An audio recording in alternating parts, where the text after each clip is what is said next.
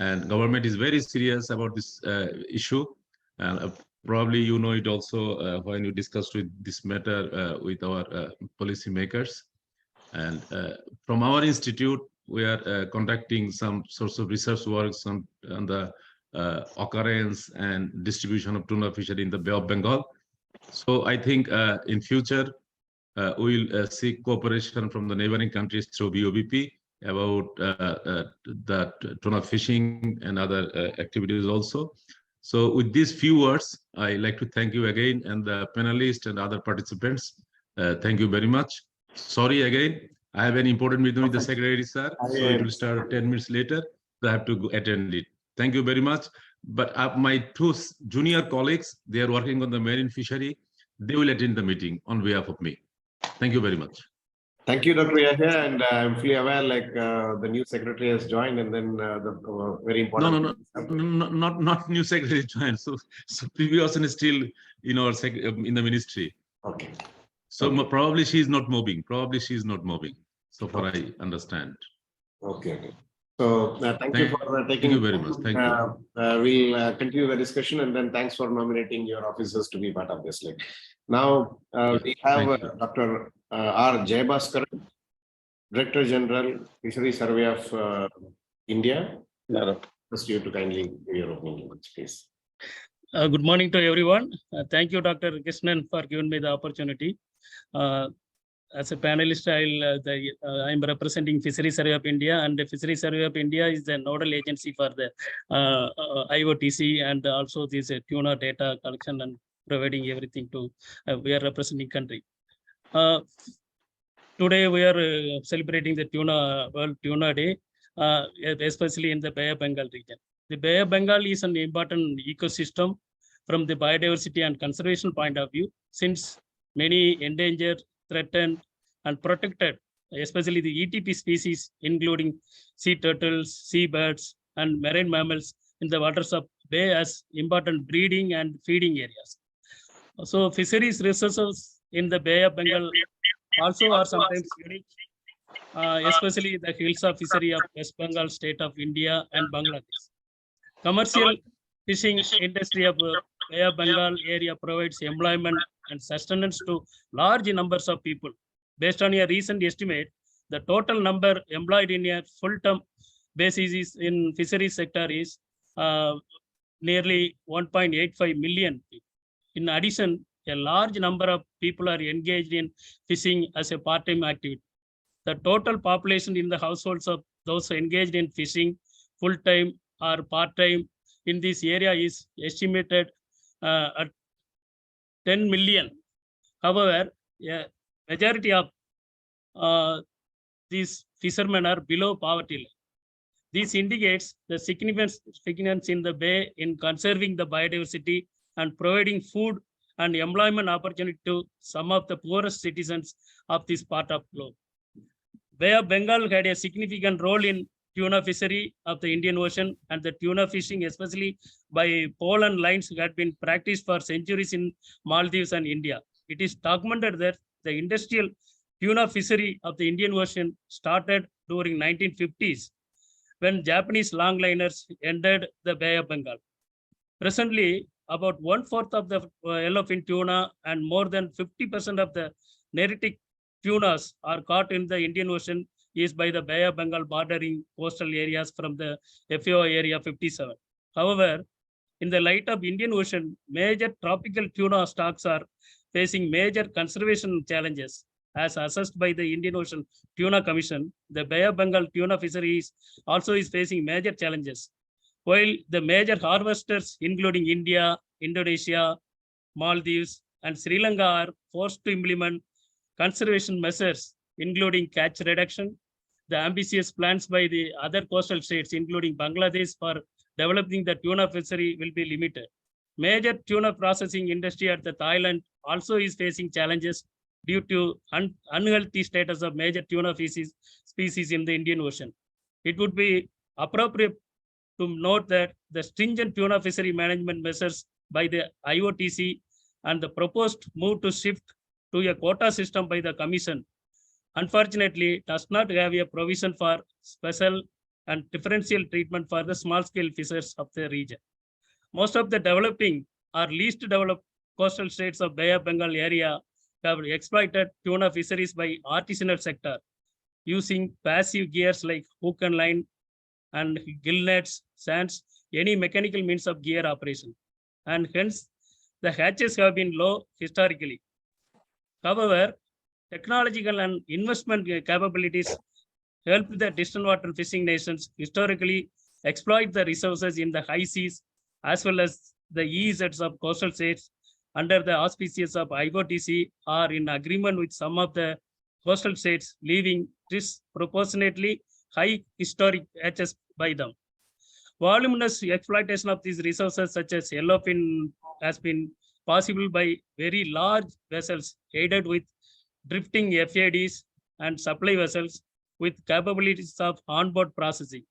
The lack of supply vessels with capabilities of onboard the lack of fishing capacity in developing coastal states have, however, helped in conservation of fishery resources in a way. But the quota allocation proposals which are being debated seem to penalize these coastal states on account of low historical catch. On the other hand, the large fishing vessels, a large scale of fishing by the developed distant water fishing nations who operated large vessels akin to the industrial vessels and deteriorated the tuna stocks are being rewarded in the name of historical catch, which need to be addressed. Artisanal small-scale fisheries contribute about half of global fish catches and employ more than 90% of the approximately 120 million people employed in fisheries. About half of them are women. Mainly, they are engaged in marketing and processing. An estimated 97% of these fish workers live in developing countries, with many artisanal and small-scale fishing communities experiencing high level of poverty. The artisanal small-scale fishery contributes immensely for human well-being, sustainable development, food and nutrition security, and poverty eradication. However, artisanal small-scale fishing communities are often marginalized and tend not to be involved in decision-making. Decision-making processes that influence their lives and future, and their issues tend to be inadequately addressed, both with regard to resource management and from a broader social and economic development perspective globally and especially in the IOTC. It is important to recognize that tuna fisheries in the coastal states largely comprises small-scale sector, supporting the livelihood of a large population of coastal communities, accruing economic benefits to the participants in the fishery. The fishing operated by the distant water fishing nations is purely an industrial activity where the economic benefits will concentrate with limited entities, whereas the benefits will be passed on to larger population with poor economic status in their fishing capacities are engaged. The developing coastal states with characteristics primarily subsistence and artisanal fisheries are not responsible for overfishing or leading to tuna fish stocks in overfished state. There is a need to take a call for bringing an approach oriented towards equitable distribution to the economic benefits while formulating the tuna quota allocation principle. The recently agreed internationally legally binding instrument under the United Nations Convention on the Law of the Sea on the Conservation and Sustainable Use of Marine Biological Diversity of areas beyond national jurisdiction is broadly welcomed as an important step for moving towards sustainability of marine resources of the area beyond national jurisdiction. However, various provisions under the agreed text may have implications on the fisheries development plans, especially by the coastal development plans. Although the fisheries had been exempted from the provision under the marine genetic resources, other provisions, especially under Part 3, measures such as area-based management tools, including marine protected areas, and Part 4, environmental impact assessment, etc., may pose real challenges to the developing states to expand their fishery to ABNG. I am sure that expert panelists and presenters will be deliberating on this concern, and the coastal states of the Bay of Bengal will collaboratively work together to face the challenges. Thank you very much. Thank you, Dr. Jayavaskar, for taking through the key concerns of the country, the small-scale fishers, and then the provisions of the BBNJ, as you rightly said, like, and you will appreciate like only the agreement is new. Adapting to the agreement's provisions is a challenge. Otherwise, it's a kind of an opportunity to address major issues with respect to the sustainability of tuna management. So thank you so much, and thanks for joining with your entire team, regional stations of FSI in this program. Thank you. So now I would like to convey that actually the Director, Central Marine Fisheries Research Institute, Dr. Gopalakrishnan, he was to be with us and his team is here. But however, due to a personal medical emergency of his family member, like he could not join us for now. Probably he'll be joining shortly. We'll move to the next panelist from Maldives, Dr. Shiham Adam, and he is the Director of International Polar Line Foundation, Maldives, and formerly he was the Director General of Maldives Marine Research Institution, and technically a strong person in terms of resource management, a strong votary for one-by-one fishing. So, Dr. Shihab, your floor, please. Thank you. Thank you, Dr. Krishnan. Good morning, afternoon, and probably evening to all of you. It's great that, BOBP-IGO took this initiative to organize this panel discussion on tuna fisheries in the BOBP region with this nice subtitle, Emerging Challenges Under the Changing Climate and BBNJ Regime. I'm very pleased to be at this panel discussion, and thank you for inviting me, and thank you IGO and the Director, Dr. Krishnan, and his hardworking staff for these hosting arrangements. I know you guys have been working very hard to get this organized. So today on the 2nd May, we mark the World's Tuna Day, and I think this must be the 7th year this day has been observed throughout the coastal regions of the world following announcement by the UN in 2016. And of course, we all know the objective of this marking of this day is to raise awareness on the state of the tuna fisheries and to promote sustainable practices.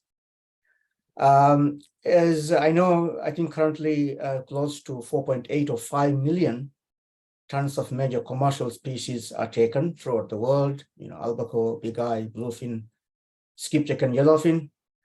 And more than 60% of them actually skipjack, which is the most important species that we catch here in the Maldives.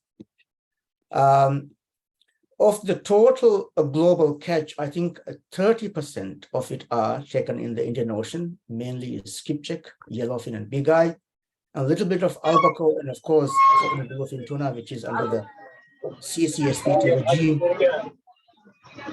There are some 30 cooperating and contracting parties in the IOTC, and I think all except Myanmar, I think all coastal states are full cooperating and contracting parties to the IOTC, of course, with the distant water fishing nations like EU, Japan, China, South Korea, and Japan.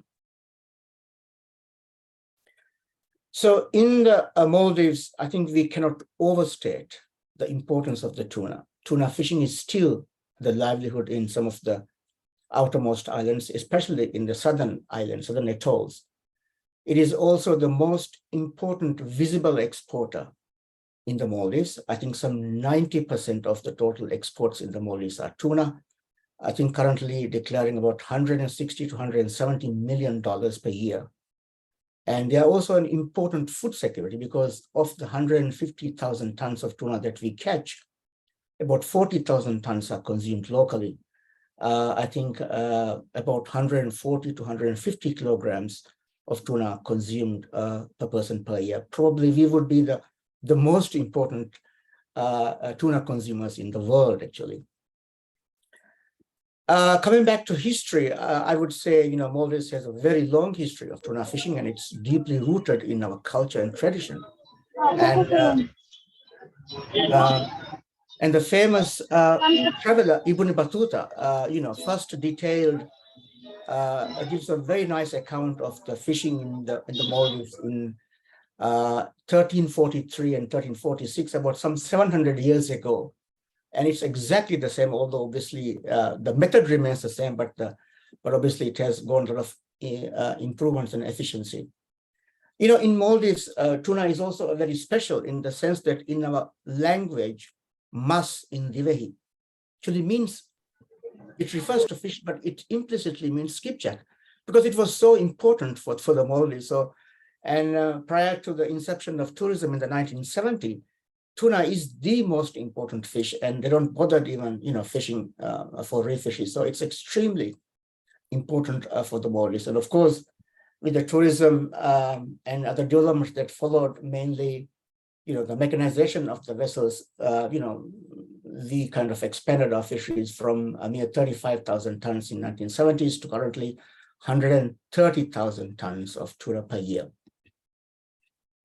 Now, when it comes to state of the fishery, I mean, I can't say Indian Ocean is doing sufficiently well, because I was just reading the most recent ISSF's Status of the World Fisheries, which reports the Indian Ocean stocks are at the worst state. So in their measure of, in rating both spawning stock biomass and fishing mortality rate, some 40% of the total removals of Indian Ocean catch is,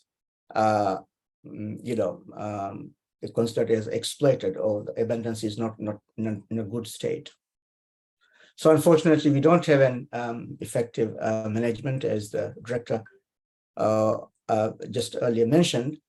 The discussions of total allowable catch and quota allocation has been going in the IOTC since 2011, with no end in sight. And there's a constant fight between the developed countries and the coastal fishing nations.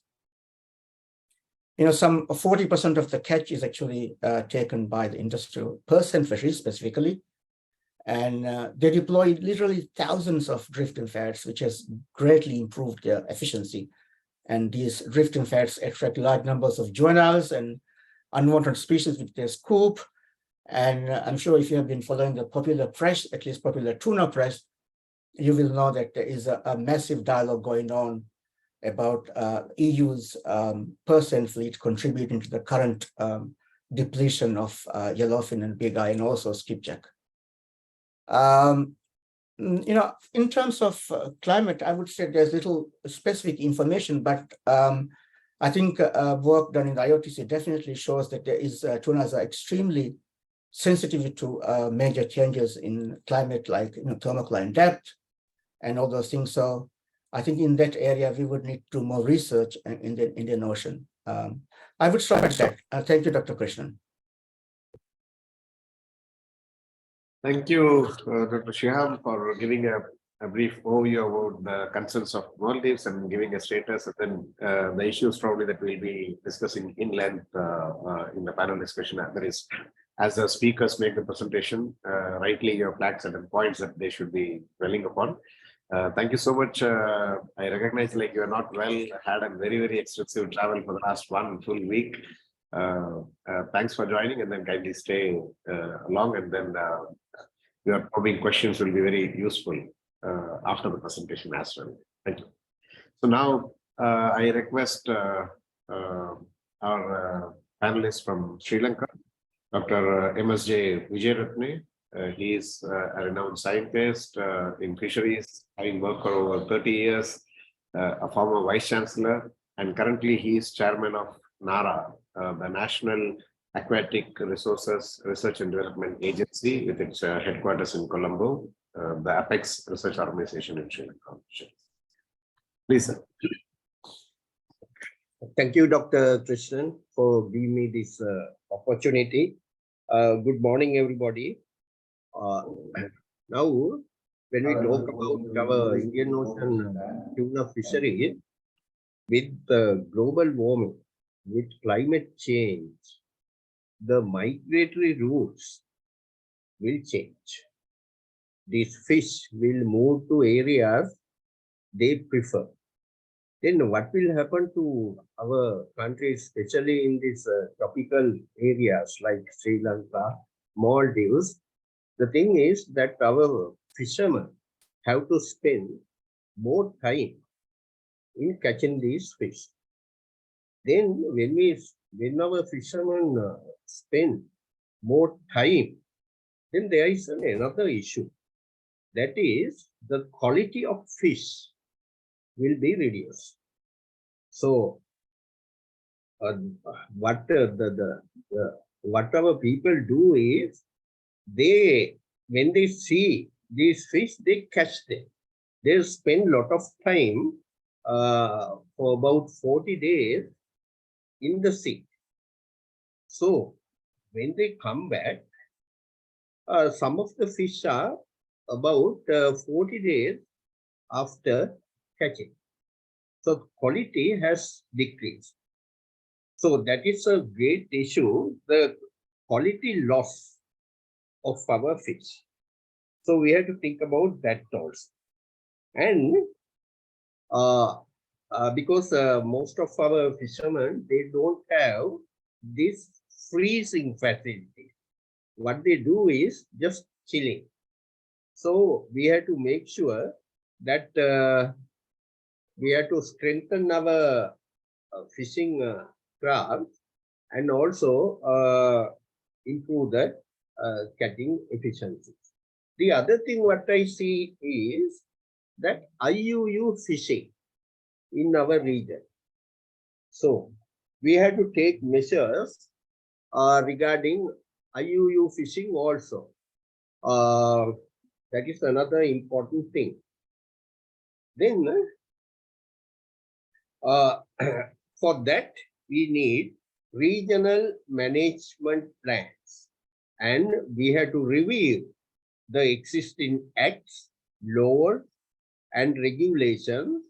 And this is not by individual countries in our region, but also we have to have some cooperative rules and regulations which all of us will follow to reduce or eliminate IUU fishing. Then one other thing I feel is when we talk about this tuna fishery, we have to have not only on tuna.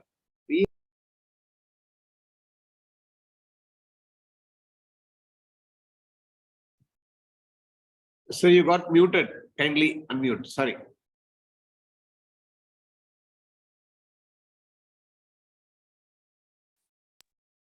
Yeah, today is the International Tuna Day, but we have to have the regional management plan regarding karangit, sardines, mackerels, and squids also. And not only that, we know that most of these fish species, tuna species, like yellowfin and big eye tuna, are overfished. We have to think about that also. To reduce overfishing of these species, what we can do is to promote catching new resources, such as the mesopelagic fish. So in that way, the fishing pressure on these overfished species can be reduced. And also that we all know that in the world now, the aquaculture production is very much high. Therefore, I think we have to promote sustainable aquaculture and also improve culture-based fisheries.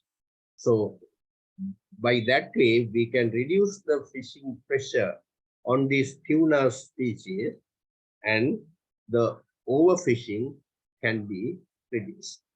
Okay, thank you, Dr. Krishnan, and thank you everybody for listening to me. Thank you, Professor Vijayaratne, and nice to hear the kind of a perspective the major concerns of Sri Lanka, kind of overfishing, and then IU fishing, and then the kind of steps that are being taken.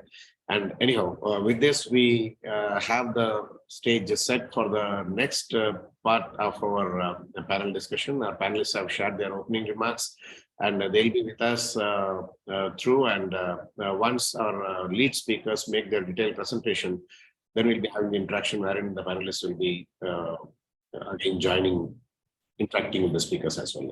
Thank you so much to each one of our panelists representing all the member countries. Now I will go to the lead presentation. We have three speakers. The first one is Dr. E. Vivekanandan. I request my colleague Rajdeep Mukherjee to kindly introduce.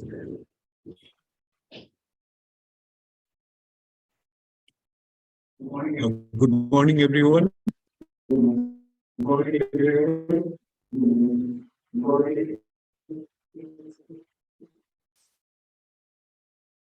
I think he has an audio issue. I'll do that. Dr. E. Vivekanandan, he's an eminent scientist. He has put in over 30 years of service in Indian Council of Agriculture Research, particularly in the Central Marine Fisheries Research Institute. He had been actively contributing in the field of resource management, environment, stock assessment, and particularly he has specialized in the field of climate change and its impact on various fisheries resources. And post-retirement, he has been actively involved still till date with various national and international organizations. He has been an advisor and a consultant with the BOBP for quite some time, and he continues to be advising Central Marine Fisheries Research Institute as well as he's a consultant with FAO as well. Now I request Dr. E. Vivekanandan to kindly present his lead talk on tuna in warming oceans, the changing behavior and management options. This is one of the major theme on which our panel discussion is structured. Dr. Vivekanandan, please. Thank you very much. Thank you, Dr. Krishnan and the IGO for giving me this opportunity in this important dialogue on the tunas, on the World Tuna Day. Well, on this day and the days to come, we will appreciate and celebrate the tunas, recalling the contributions the tunas made to our diets, the economies, as well as their livelihoods. And having said that, I would also recall the FAO Common Ocean Tuna Project, which is strongly advocating ensuring that all tuna stocks are sustainably fished by 2027. That is, it's a very ambitious, but I think we should all try to aim towards that goal. With this brief, I would like to go to my PowerPoint presentation. Shall I share my screen now? Yes, sir, please go ahead. If you have an issue with, then we'll do it. Yeah, okay. Yeah. Can you see the slides now? Perfect. Please go ahead, sir. Okay, thank you very much. So the panelists have given very aptly some of the major issues with the tuna fisheries. One is the unsustainable fishing, and the second one is, you can say, it is the bycatch issues, and maybe another important issue that is emerging, or it has emerged already, is the climate change. I will be concentrating mostly on the tunas in the warming oceans, their changing behavior, as well as what could be the management options in the context of climate change. Well, a brief about the tunas, their importance. We all know that and appreciate that they are iconic species with the ecological importance. The principal tuna species, which are about 7 of them, they migrate through large oceanic areas which have large variations in temperature, both horizontally and vertically. So they have to experience large variations in temperature when they do migration. And another important ecological characteristic is that they are predatory in nature. Almost all the principal tuna species have trophic level of 4+. and they are the top predators. As we all know, the bluefin tuna is supposed to be the cheetah of the oceans. They exert top-down control of food web of marine ecosystems. Economically, there is no doubt that they are very important. The global tuna and tuna lake fish catch in the year 2020, according to the FAO, is about 7.8 million tons. Tuna lake fishes also is included in this. The dockside value is about 12 billion USD, and the end value is about 41 billion. You see that means that about 3 times it is value added to the tunas, and about 20% of the value of all marine captured fisheries is contributed by the tunas. So thus the tunas, the iconic species, they play a critical role in sustainable development, food security, economic opportunity, as well as the livelihoods of people around the world. And we also appreciate that there are many issues which we have to recognize in sustaining the tuna fisheries. The unsustainable fishing is one of the major issues. This is caused by the overwhelming demand to the tunas, which is leading to overfishing. Globally, it is estimated that about 1/3 of the stocks of 7 principal species of tunas are fished at biologically unsustainable levels. The Bobp plot generated by the IOTC for the years 1980 to 2020 is given in the picture on the right side panel of this slide. So if you see the lower panel of this box, which is green in color, which is sustainable fishing.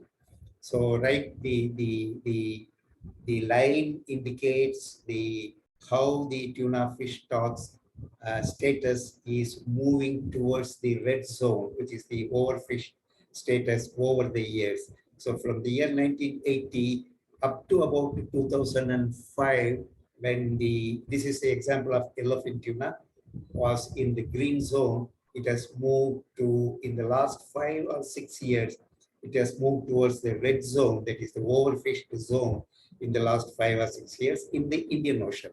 So that means by red zone, what we mean is that the fishing mortality is above the fishing mortality at which it should be fished at the maximum to realize the maximum sustainable yield.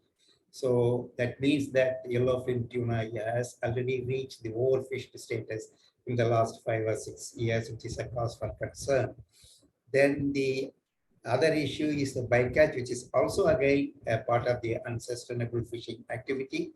And we have the issue of bycatch of sharks, marine mammals, seabirds, sea turtles, which are occurring in the tuna fishing from the long line fishing as well as in the gillnet fishing in the global oceans as well as in the Indian Ocean. And then the issue is the climate change, which we are with high confidence, we can say that there is a shift in geographical distribution of the tunas.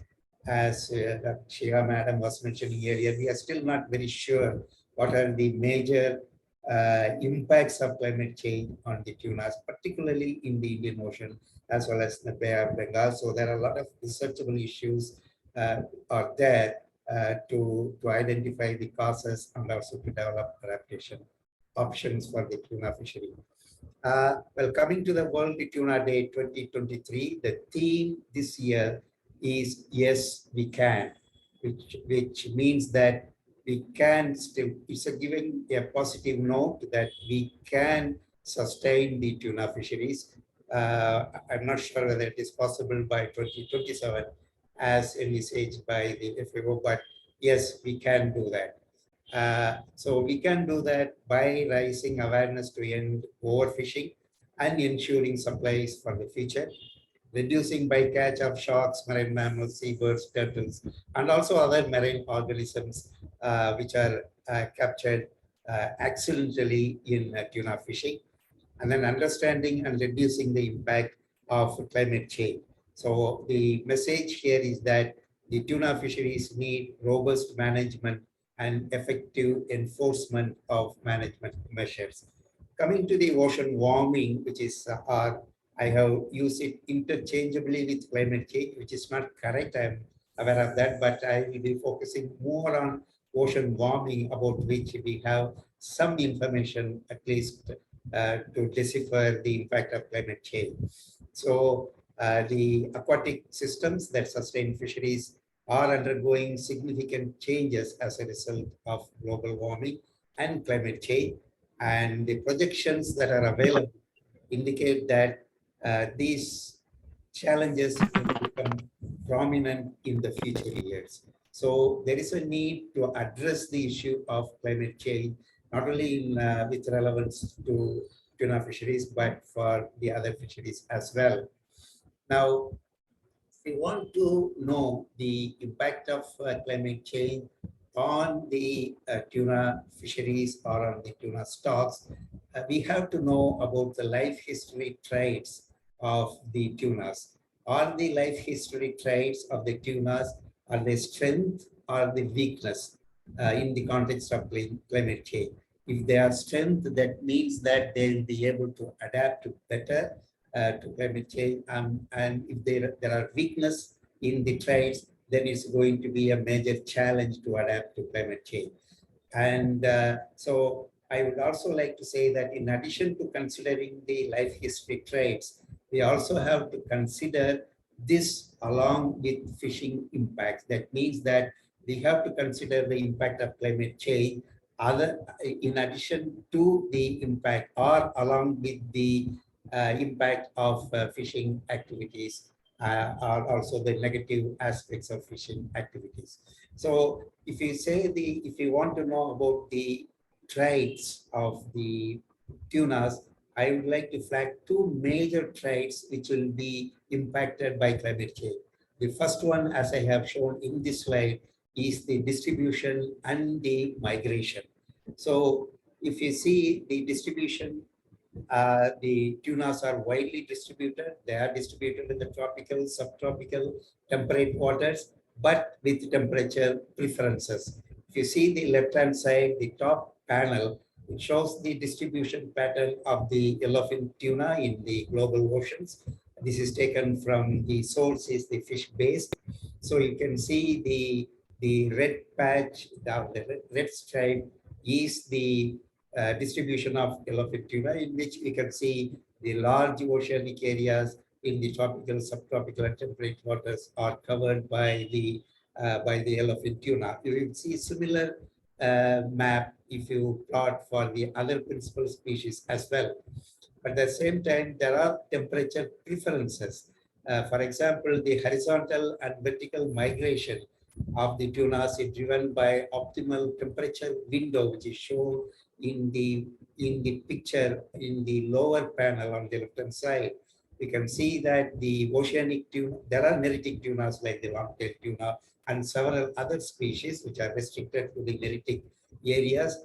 And as far as the oceanic tunas are concerned, the skipjack and the juveniles of large tunas like the yellowfin are restricted to epipelagic zone or within the upper side of the 20-meter depth. If you see the yellowfin tuna,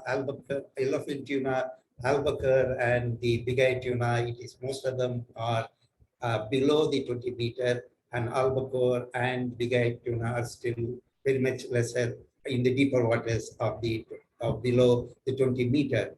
So there is optimal temperature window, and also their movement is guided by the thermocline. So they are sensitive, no doubt, to temperature, even though they are widely distributed across the world oceans. They are also sensitive to low concentrations of oxygen, like any other fish, but the tunas are more sensitive to low oxygen concentrations.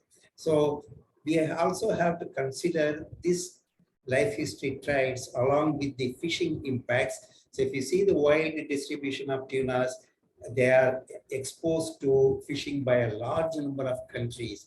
There are many countries which are targeting the tunas, which is putting pressure on the stocks.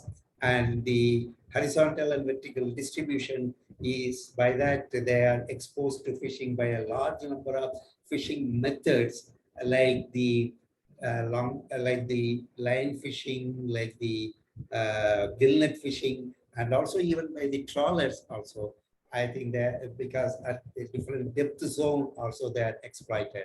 And by meaning that they are sensitive to oxygen, low oxygen concentration, it means that the tuna populations are more and more vulnerable to fishing activities as well, combined with the climate change and oxygen concentration. The second trait is on the physiology. The tunas have very unique physiology compared to the other telias. They are endotherms, and the different species of tunas are at different levels of endothermy. For example, what we mean by endothermy is that unlike other telias, they can regulate body temperature above ambient water temperature by using internal counter current heat exchange system. Particularly the bluefin tuna, which is a homeotherm like we human beings, they are able to regulate their body temperature above ambient water temperature. So these tunas which are migrating, particularly bluefin, yellowfin, bigeye, and albacore, they have to travel vertically and horizontally extensive distances across varying ambient temperature. So they are exposed to various ambient temperature. One study shows that they have to face a difference of 15 degrees centigrade difference within a period of 15 minutes when they do the migration. So they must maintain body temperature, regulate body temperature by having normally higher body temperature than the ambient temperature. So they have to generate the heat, which they do in their soft tissues like the red muscle, and they use blood vessels, arteries, veins, and the capillaries, which are arranged in counter current heat exchangers. And by recycling the warm venous blood and the cool arterial blood, they are able to regulate the temperature in their body. Thus, the blood of these oceanic tunas, particularly bluefin, yellowfin, particularly the bluefin, is subjected to a sort of a closed system of temperature changes. So this is one important aspect, which the physiology which we have to consider when you talk about the climate change. And they also have other unique physiological features like thermoregulation, circulation, energy metabolism, swimming speed. They are high speed swimmers, and also the muscle architecture, which are also different from the other telias. The question here is that, is it really advantageous, or is it really a strength or a weakness for the tunas? They have, because of this feature, they have high energy demand. The food availability, that means that high energy demand means they have to eat quite a lot of food compared to the telias. So that means that the food availability and productivity of the ecosystems are important drivers. So if the food availability and the ecosystems are affected by the climate change and ocean warming, definitely the tunas are going to be in trouble. The air bladder of the oceanic tunas develops later in life after they become 60 centimeter in length. That means that their vertical movement of the young tunas are limited. So the juvenile fishing of these oceanic tunas makes the populations more vulnerable. So these are some of the important physiological and biological factors which we have to consider along with the climate change and the fishing impacts.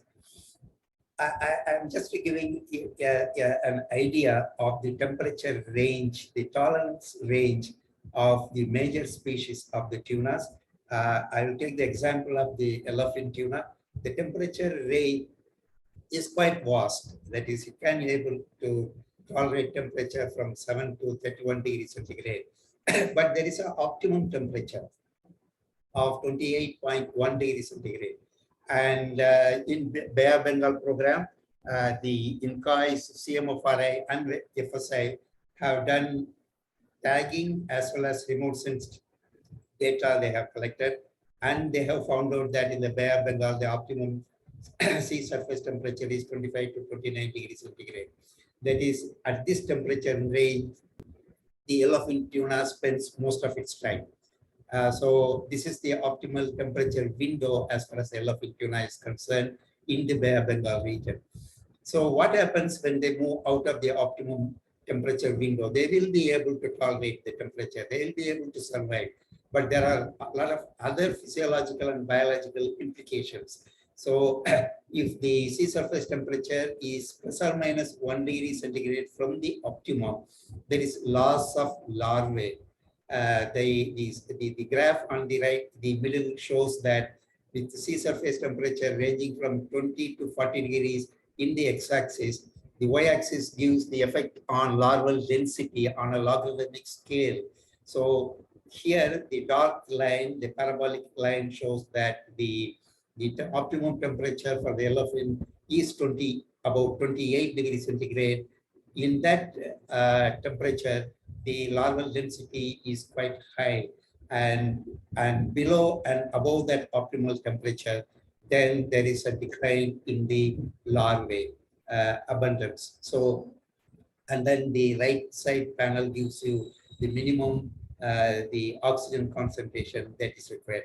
But I would like to make a caution here. This cannot be applicable to all the oceanic regions. There are large variations depending on the ambient temperature. So my message here is that we have to conduct many studies in specific regions to confirm or contradict these findings, which is done across different regions in the global oceans as well as in the Indian Ocean.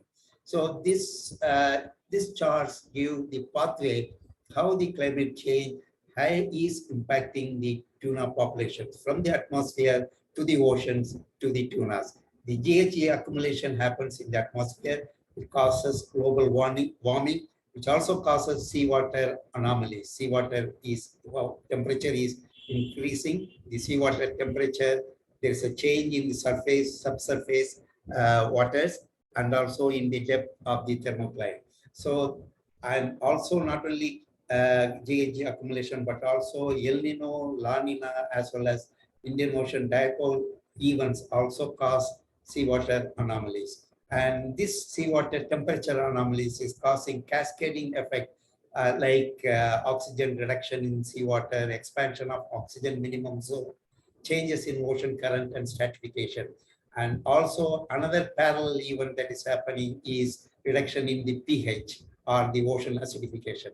So all these factors put together, they have impact on the habitat suitability for the tunas as well as the food availability. By habitat suitability, we mean that the bioclimatic variables like the seawater temperature, oxygen, when they are not suitable, then the habitat suitability changes. The tunas have to change their suitability.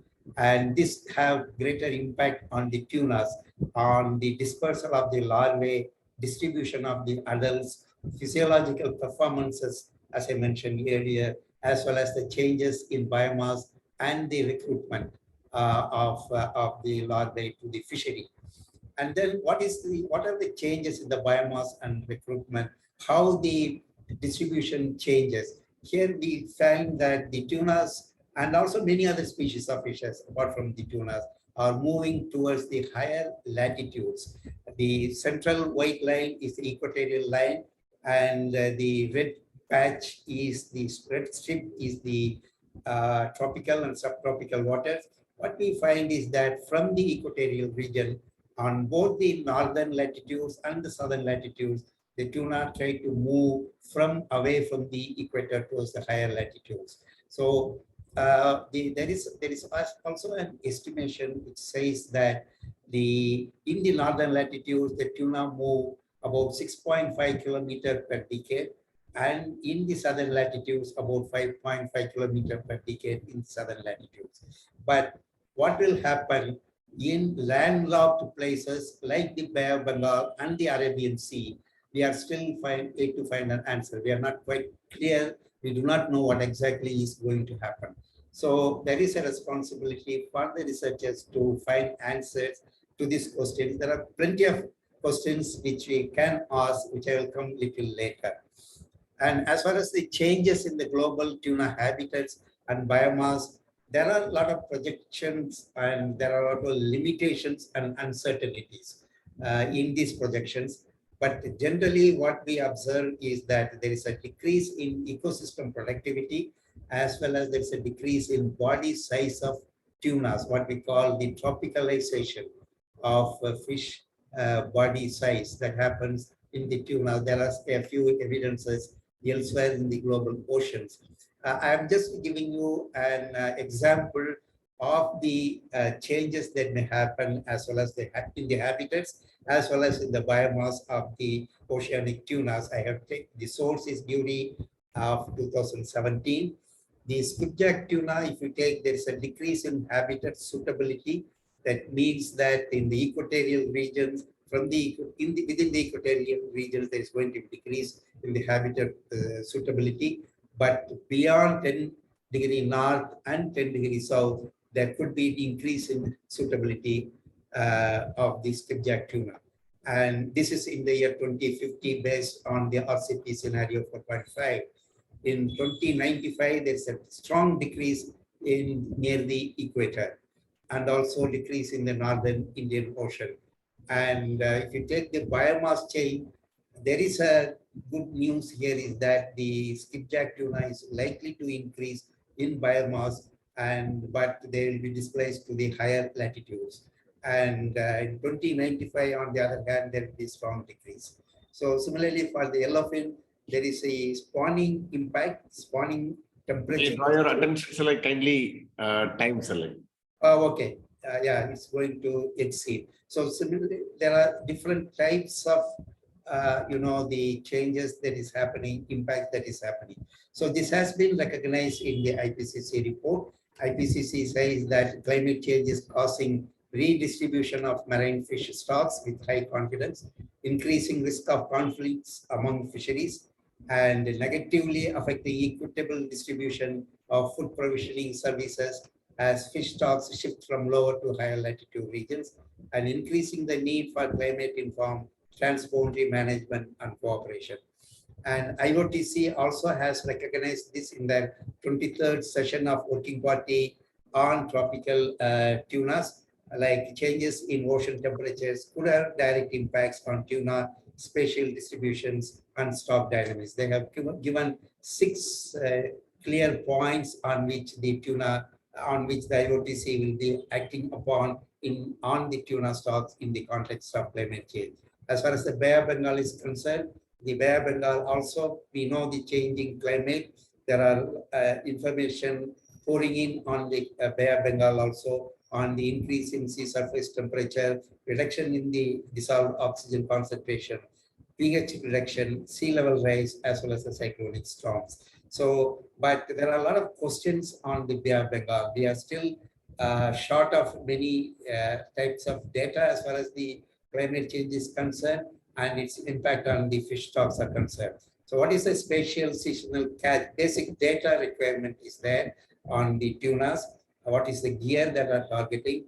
What is the status of tuna stocks? What is the migration route of the tunas and the relationship of tunas with the tropical environment? And what and how much is the bycatch? And what is the potential biomass in the Bay of Bengal? And are the Bay of Bengal stocks of the tunas and Indian Ocean stocks are the same? There is a view that there is a subpopulation of yellowfin tuna in the Bobp, which is coming out from the tagging and remotely sensitive data from Bobp by INCA's CMFRA and FSA, which shows that the yellowfin tuna do not undertake extensive migration and do not dive deep. So is there a separate subpopulation here? And what is the potential impact of climate change on tuna value chain? So I'm giving a specific task for developing a climate change production model for tuna, for Bobp. And what will be the distribution of biomass changes in BOBP under SSP scenarios? I have given 5 steps how it could be accomplished. First, we have to have data on spatial distribution of tunas, and then gather data on grid-wise bioclimatic variables from Earth system models for current different SSP scenarios, and then develop species thermal sensitivity and habitat suitability index, and then project species distribution and relative biomass by applying growth, mortality, spawning, larval dispersal information for estimating the maximum sustainable catch potential. This is my last slide. Let us be optimistic of the tuna of tomorrow. Thank you very much. I beg your pardon that I have exceeded my time very much. I think I started by I think I have taken nearly more than 25, 30 minutes. I'm sorry about it.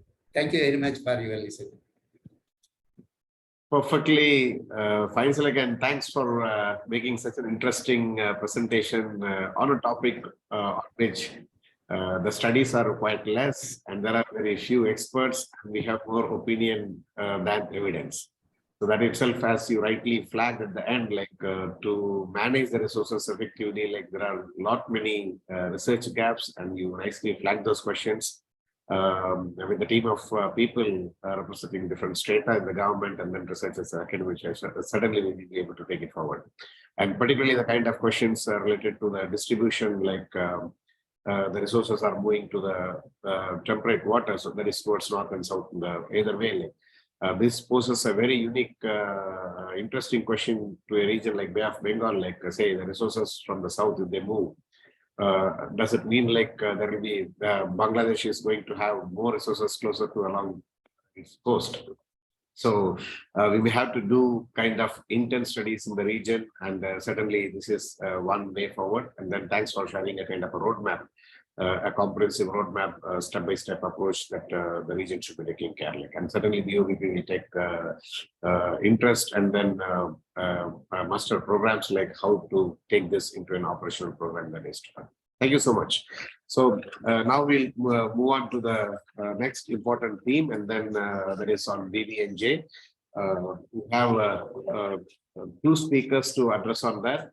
The first speaker will be having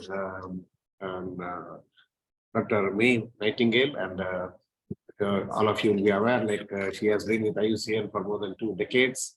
And by training, she is a fisheries expert, and then she has associated on various aspects. She has been an expert in coastal and marine resource conservation, and then management, environment management, and then environment education, and then gender mainstreaming, and many areas And currently, she is a senior program officer, IUCN Asia Region Office, Thailand. And we are particularly closely connected with the next phase of Bobp phase 2, wherein IUCN in her leadership takes she's the lead partner, and look forward to work with you in the coming phase. And the floor is yours, please. Thank you very much, Dr. Krishnan, and thank you for inviting me to this very important World Tuna Day. It's a pleasure to provide contribution to this event and to learn from all of you. So my task today is just to give a bit of an introduction and background on the ABJJ and explain sort of what the status is. But as Dr. Krishnan has said, I think through the Bay of Bengal LME implementation phase program, there are a lot of areas of interest that we can pick up here and look at together and across countries. So without further ado, I will share my screen, and I have a brief presentation to walk us through the conversation.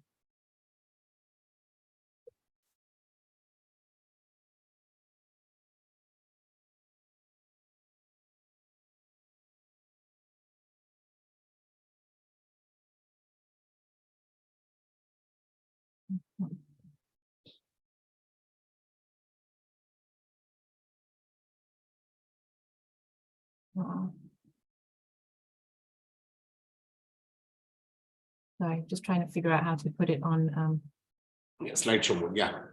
slideshow. Where is that one? In the bottom. Yeah, it's covered by my by the Zoom thing. Hold on. Let me try again. One second, please. Please, please.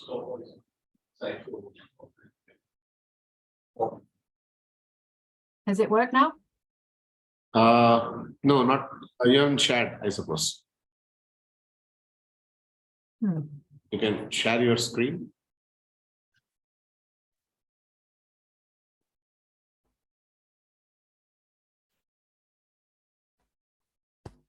Okay. Oh, It's upcoming, yeah. You can go to the slideshow. that's the thing I'm having a hard time with, is finding the slideshow, which is hidden now. Oh no. Sorry.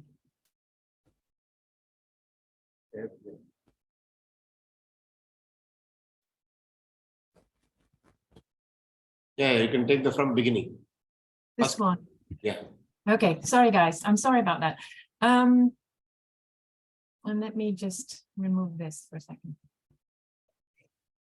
Okay, so the BBNJ agreement, the background and the objectives, that's what this next 20 minutes will cover. I'm sure you're all aware, but the high seas is the area beyond the 200 nautical miles or 370 kilometers. And it's nearly half of the planet's surface and 64% of the global ocean surface, 95% of the Earth's total habitat by volume. And it's critically important in terms of thinking of this ocean system as one planet, one ocean, because everything is connected. So what happens in one area affects not only the rest of the ocean, but of course, the entire globe. So when we look at governance and management framework for the high seas, we can see that it's not a lawless situation, but indeed the governance and management framework are rather fragmented.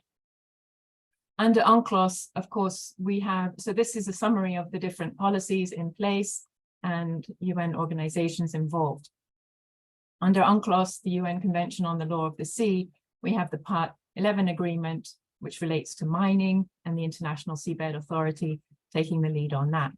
Also the IMO, which deals mainly with the shipping, International Maritime Organization, and includes the MARPOL agreement. And within that, also the London Convention and Protocol on dumping. Under the UNFSA, the UN Straddling Fish Stocks Agreement, of course, we have the RFMOs, which you are all more than familiar with, Regional Fisheries Management Organizations. And then under the UN General Assembly, we have FAO, who supports the RFMOs.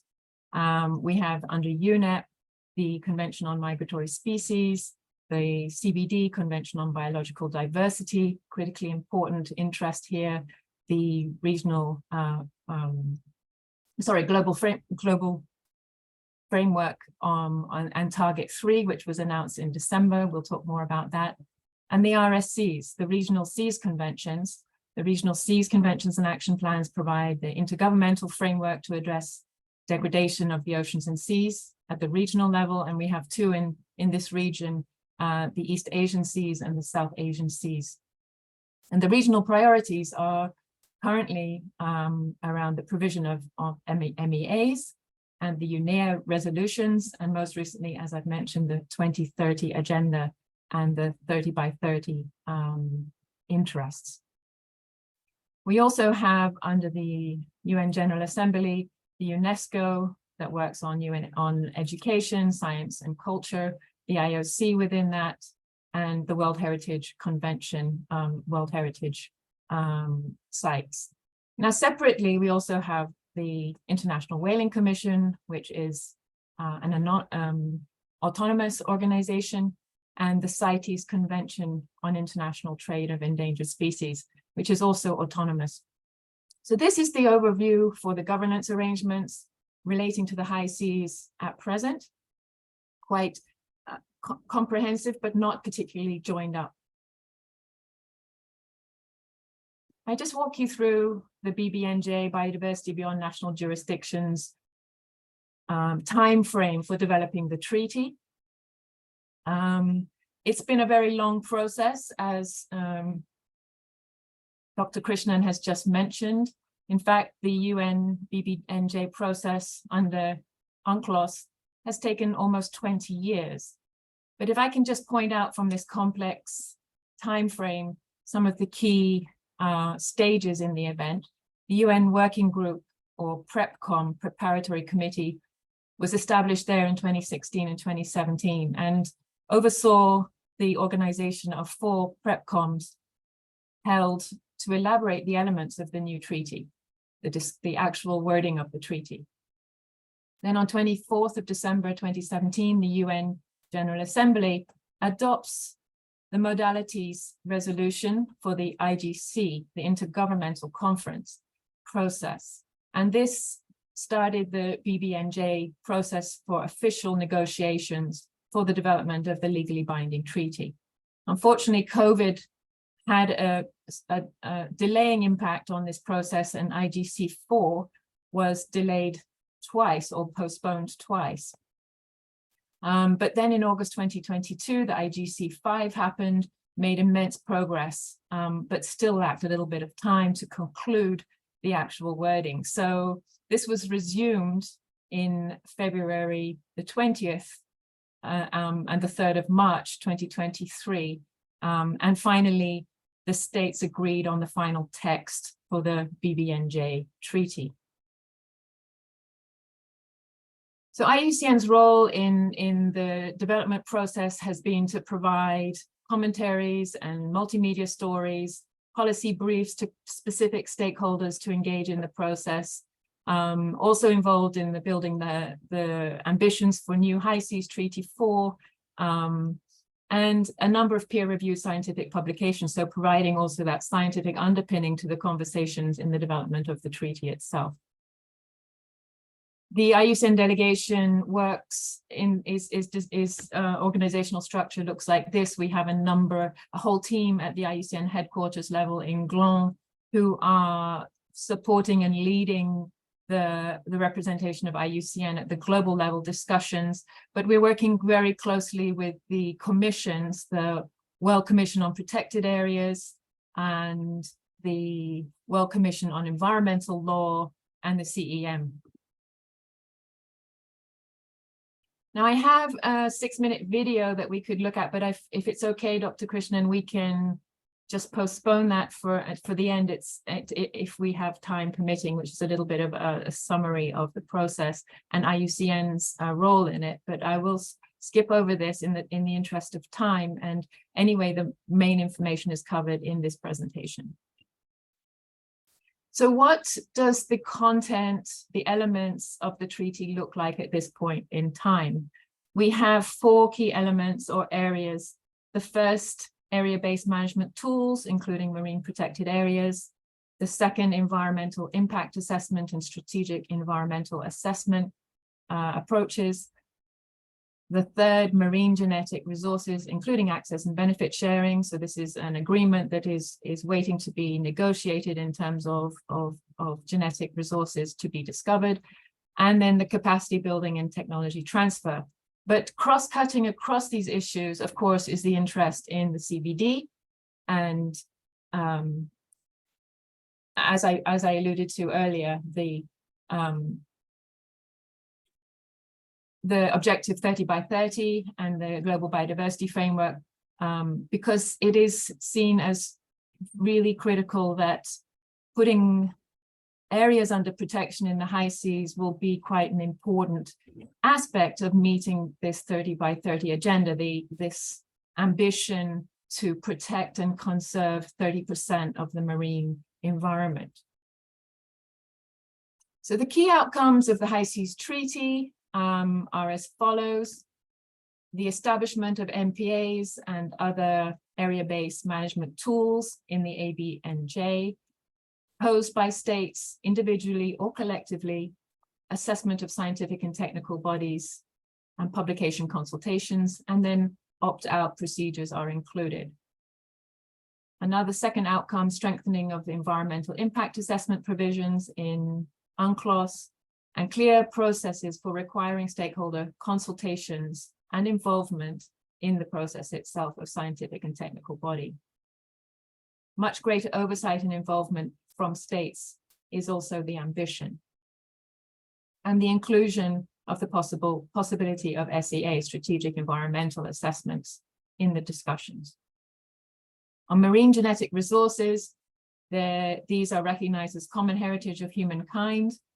The innovative financial architecture for the fair, equitable sharing of benefits will be negotiated, with all monetary benefits will be used for implementation.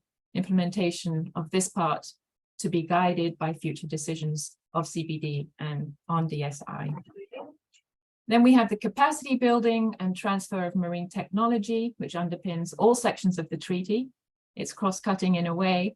Establishment of a dedicated committee, the definition of marine technology to be included, covering biotechnology, modalities for the transfer of marine technology defined for all types of technology, and the vehicle for bringing more equality and parity into the process.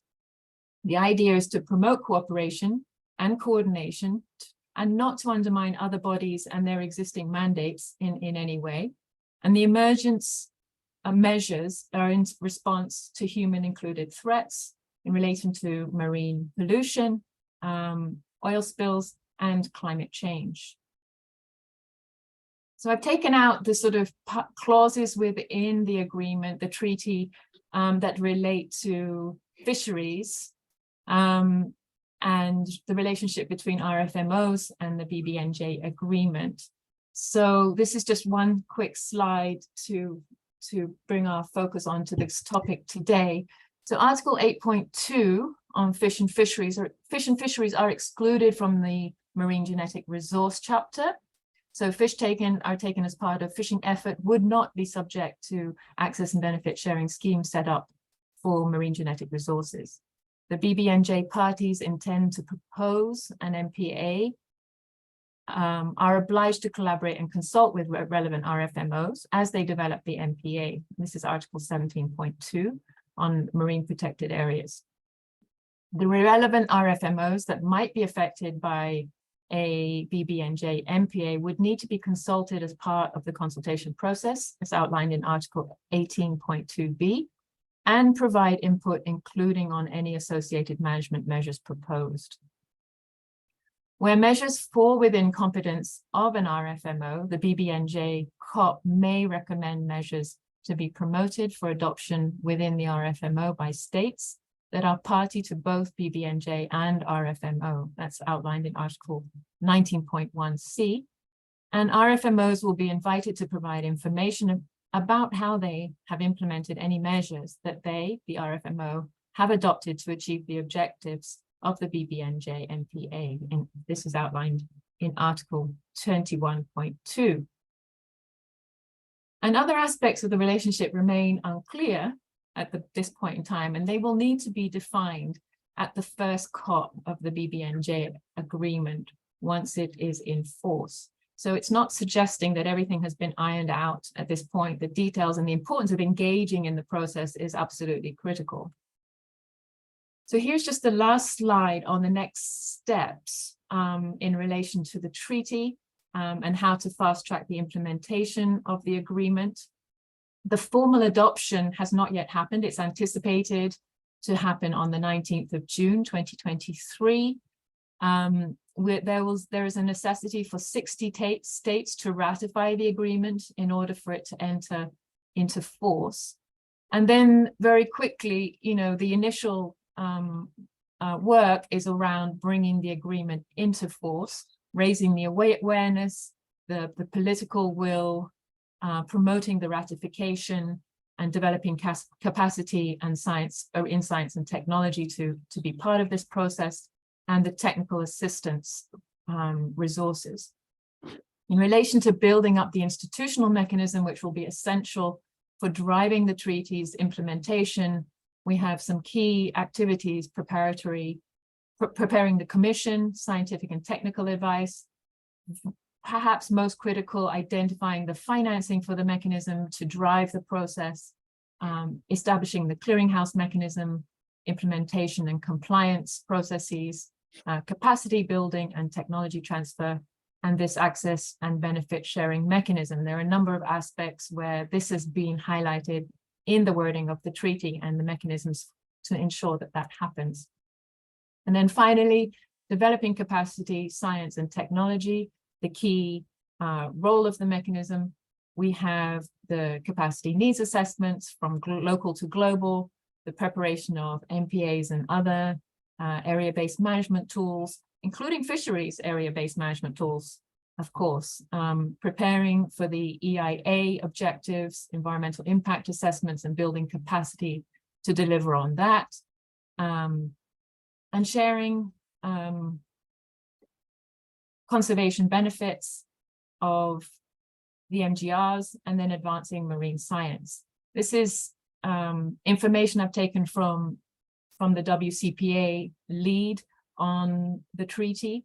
This is Miss Gerdy, Christina, and she's started to look at the process for actually implementing the treaty and fast tracking the adoption and socialization of this treaty. So that was my last slide. These are the organizations that have supported IUCN's role in the discussions at the headquarters level. And thank you very much for your attention. Look forward to some discussions. Thank you, Dr. Mee, for your very comprehensive presentation, and really you've taken through the overall structure, the main focus areas like the marine genetic resources, area-based management measures, EAA, and then capacity development. And these are the major 4 pillars. And then you rightly highlighted like the ones which are having specific concern for the fisheries management in this region. And you highlighted the kind of where this BBNJ sits in the entire complex ecosystem of international legislative instruments, like, and particularly the kind of interaction that is required, close working that is required between the regional fishery bodies and the regional seas organizations. I would like to place to information of all the attendees over here that the CBD Secretariat, it has started a series of dialogues which happens in different places, wherein all the RFBs and then the RSOs are made to kind of work together, and then BOVP also is part of such a network in this region, and working very closely with CFDEC, COPSI, SACEP, and all that is this network. And we'll see like in the coming days how this BBNJ instrument also like can be taken forward, and how the agencies can also work together. And when you mentioned about the complex process that the treaty has passed through, I'm sure like all of us will remember the remark that was made by the president of the International Inter-Governmental Conference, that the ship has reached the shore, because it taken such a long time. And my colleague Rajdeep, he added a small tag to it, like ship has come to the shore, now it's time for making arrangements for the landings. And further do a lot of work with respect to the value chain and all that. Like, so that's where actually we have a big role to play. Thank you so much for your very comprehensive presentation. And then, as you rightly said, like the capacity development is one key area that's going to make the whole process to be on the track, to stay on the track. Like, and it's a long work for all of us together. Thanks once again. And now I call upon our next speaker. Actually, this presentation is being made by a combined presentation that's on potential impact of BBNJ agreement on the tuna fishery, and this will be made jointly by Dr. Saravanan, and he's a scientist in CMLR, Ministry of Earth Sciences, Government of India, and inputs from Dr. Sinan, who is director in the Department of Fisheries in Maldives, and then currently pursuing PDF in Dalhousie University.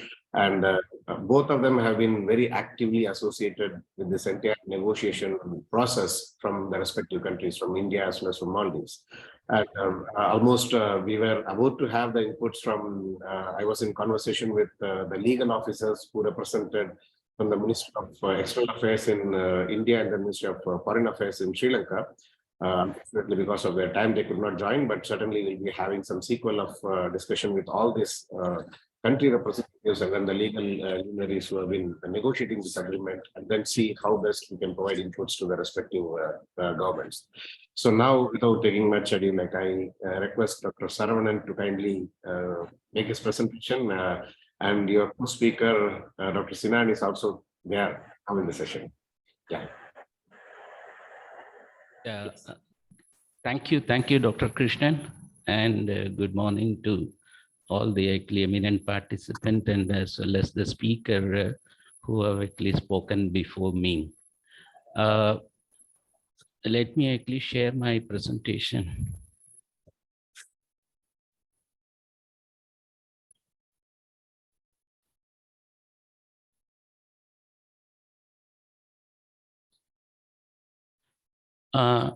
I hope actually my presentation is visible to all of you. Yeah, your next slides are also visible. Maybe if you can guide him how your share has to be done like only the screen.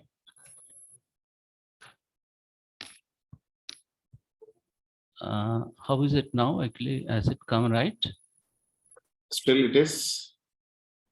Okay, I'll do one thing. You can close the presenter's view. Okay. No, where is it actually now?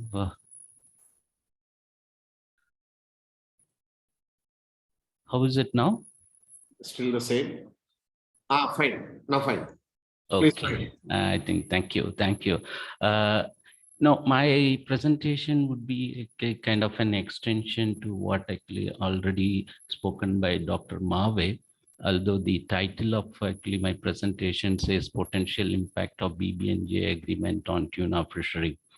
I would be actually presenting, and of course, actually my co-presenter, Dr. Hussain, also is online. And I would request him to actually intervene whenever actually he finds it is desirable to intervene on actually making the facts correct. So with that, let me actually start my presentation directly jumping onto the actually important issues, because it would be rather actually, not try to actually explain more about tuna to this August gathering. Who knows about actually tuna very well than me, and my expertise is more on actually biodiversity and conservation. So with the discussion with Mr. Sinan and myself actually actively involved in this negotiation process, I would actually take few points which are very critical for this actually meeting. The first and foremost thing is that as many of us are expecting, how long actually this BBNJ agreement would actually take to come into force. So which is actually have a lot of implication on the existing actually the measures which is going to be adapted or being adapted by a regional organization and the framework. The second point is the extent to which the agreement will impose its influence on the management measure implemented by the regional agreement or organization. This is also a key part. Although actually there has been actually a lot of discussion during the negotiation period that BBNJ as an agreement should not actually undermine any of the actually the activity or the function of the regional agreement. There are still actually few areas in which, as actually stated my previous speakers, that there are concerns.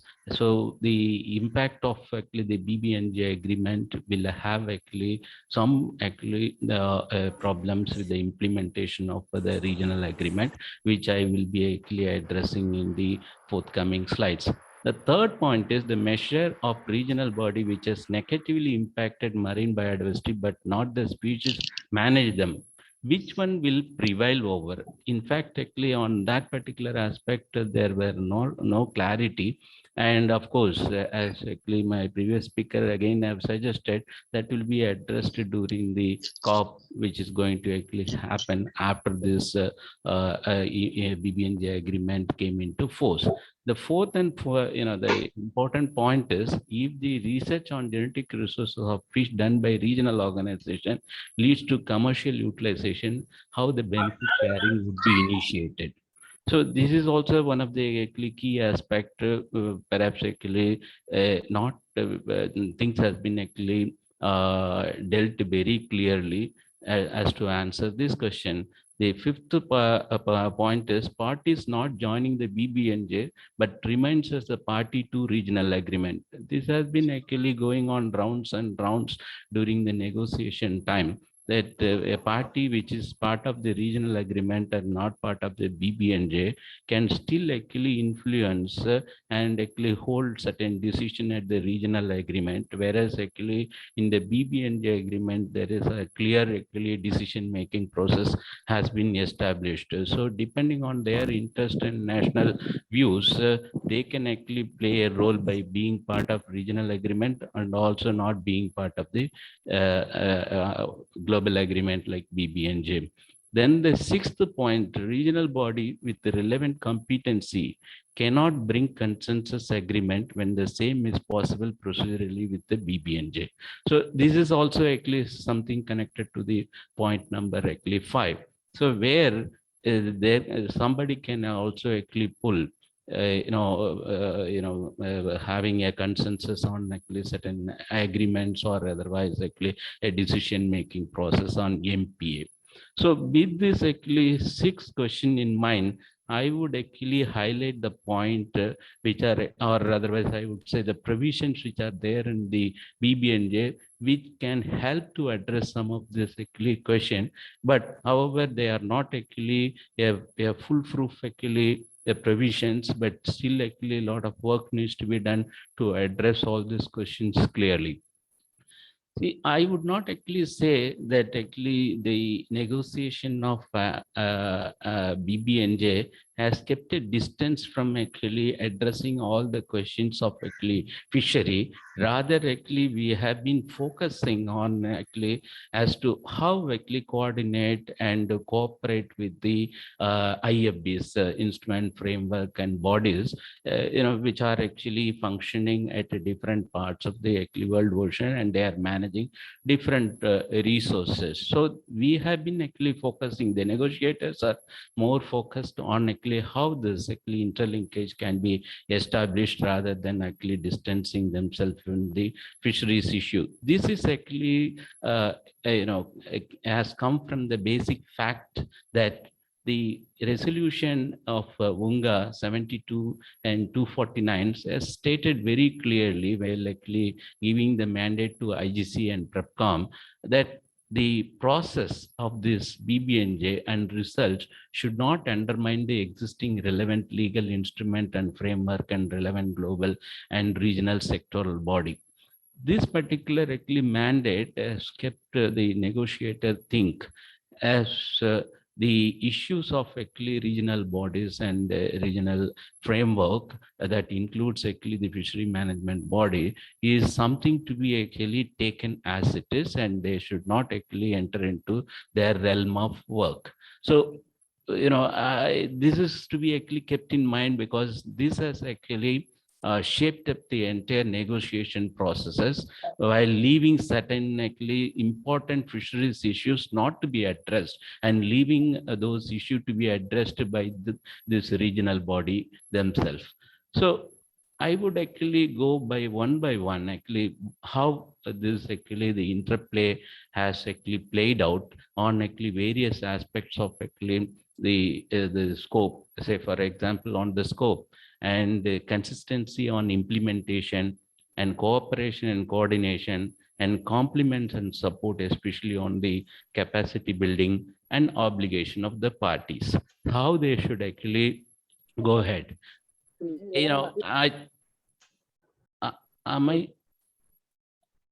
Somebody is asking question, or actually, can I proceed? Please proceed. It's clear. Okay.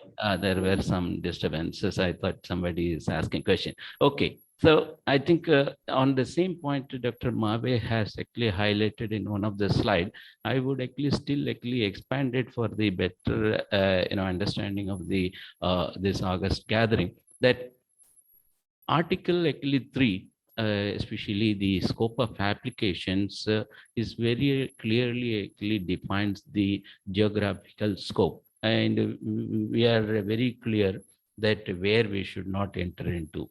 So when it comes to actually the fisheries, which is actually the falling under the principle of freedom of high seas. So but whereas actually certain actually activities of actually what is happening in the high seas are regulated under BBNJ, but fisheries are mostly actually governed by the freedom of high seas. We have actually taken the facts as it is.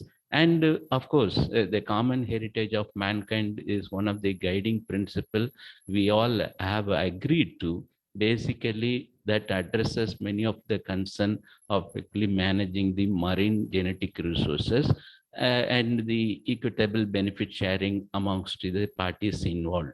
So the common heritage of mankind has been actually has been taken as one of the leading principle which governs not only the access of marine genetic resources from the ABNJ region, but also actually defines the way in which actually the sharing of benefits has to be actually mooted to.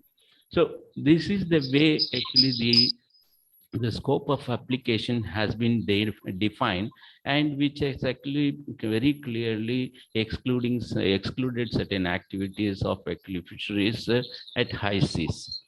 So when it comes to actually material scope, again, actually, she has referred Article 8, so which is actually a part 2 of MGR, including the benefit sharing mechanism, which is established under that part. So the provision of this part shall not apply to fishing regulated under relevant international law and fishing related activity, or the fish or other living marine resources known to have been taken in fishing and fishing related activities from area beyond national jurisdiction. But however, actually, when where the fish or other living marine resources has been actually the source of marine genetic resources, then it should be regulated separately. So which is actually defined in the Article 1, that while defining the utilization, the use, they have very categorically actually accepted to this a particular text, that utilization of marine genetic resources means to conduct research and development on the genetic or biochemical composition of marine genetic resources, including through application of biotechnology as defined in Article 1, paragraph 5. So which very clearly say the utilization means with regard to this particular agreement is actually limit itself to actually utilization of marine genetic resources, which has actually a potential use for actually industrial or actually biomedical application, basically from the fish. But as long as fish used as a commodity, perhaps actually it would not be actually comes under the scope of this agreement. But when its genetic resources is found to be useful, or any biotechnological way through which actually its marine genetic resources has been actually used for other industrial application, then it would actually fall under the scope of this instrument. So it is also actually fairly reflected in the Article 4, which is actually the general provisions. So how this agreement would be actually coming into effect? What is its relationship with the region, IFBs, especially with the regional, sub-regional, and sectoral bodies, in which actually even fisheries management organization or also actually fall to?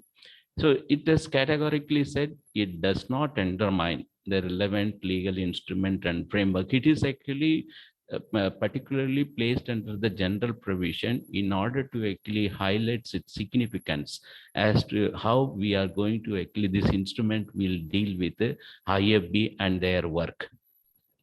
So we not only actually while addressing the issue of how we are actually going to work jointly with relevant IFB, it has been actually clearly stated in the article that the cooperation, international cooperation is key for the effective implementation of this agreement. So they have recognized this instrument, if it is to be actually effective, where, when it's actually put into implementation, it is essential to actually have the cooperation of actually the IFBs, legal instrument and framework and relevant bodies, which are actually existing, all over, and they are actually with the different objectives and mandate. And here there is also actually mandate assigned to actually the parties. Here very clearly said, the party shall endeavor to promote as appropriate the objective of this agreement when participating in the decision making. So if a party is actually a party both in BBNJ as well as in regional body, that this agreement actually provides a cue to them that how they will actually have to participate in the decision making process in the IFBs. So there is a clear actually a way forward, and a clear guidelines has been given in the Article 6 as how we should actually work together. And also actually coming to the actually capacity building, which is one of the key, as again actually in the previous speaker he has mentioned, out of actually the four major elements, which is actually marine genetic resources, MPA and EAA, and that capacity building and transfer of marine technology is the four major actually elements in addition to other cross-cutting issue. But there is a clear recognition that we should actually recognize, increase the cooperative link between regional institute, for example, North-South and South-South collaboration among regional SACE organization and regional fishery management organization. So there is actually a clear guidelines as to how this instrument would be actually helpful for bringing the capacity building, which is required as per the need of a region or actually as per the need of any of the actually parties. So it was basically driven by the need of the region and need of the party. And of course actually there are also actually a role defined for the IFBs while actually they interact with the BBNJ on certain decision making also. Say for example, under the environmental impact assessment, if a planned activity is already been assessed, say for example 4.A, where it is clearly written the potential impact of planned activity or a category of activity have been assessed in accordance with the requirement of other relevant legal instrument and framework or by relevant global, regional, sub-regional body, that would be exempted actually from doing an EAA for an activity of similar nature conceived under the BBNJ. So there was actually a lot of actually measures and text has been introduced in order to mutually agree the work of actually IFBs. So this is one of the actually key text which actually helps you to actually see that how the relationship has been established between the global and the regional bodies. So finally, because this is actually a key issue, perhaps actually is one of the issue which has not been actually addressed to the extent possible that it would actually give clarity to the fishery organization, because it is on this particular issue there we find a lot of overlapping interest. There will be a lot of actually issues concerning to actually the decision already happened or otherwise already in position by the regional body. Say for example, take it for one, actually scenario one, if an MPA is proposed to be established under BBNJ, what would happen to the existing measure adapted under the regional body and framework? This is one actually key question. Similarly, under the scenario 2, what would be the role of regional body or agreement while framing any measure which is overlapping with the measure adapted already with the BBNJ? But I do agree that the articles and the provisions created under this do not completely give an foolproof, provisions to address all those issues, but there are actually key text which takes care of actually certain concerns to address some of the concerns which would be raised when there is an overlapping interest on establishing an MPA or regulatory measure posted by the regional group.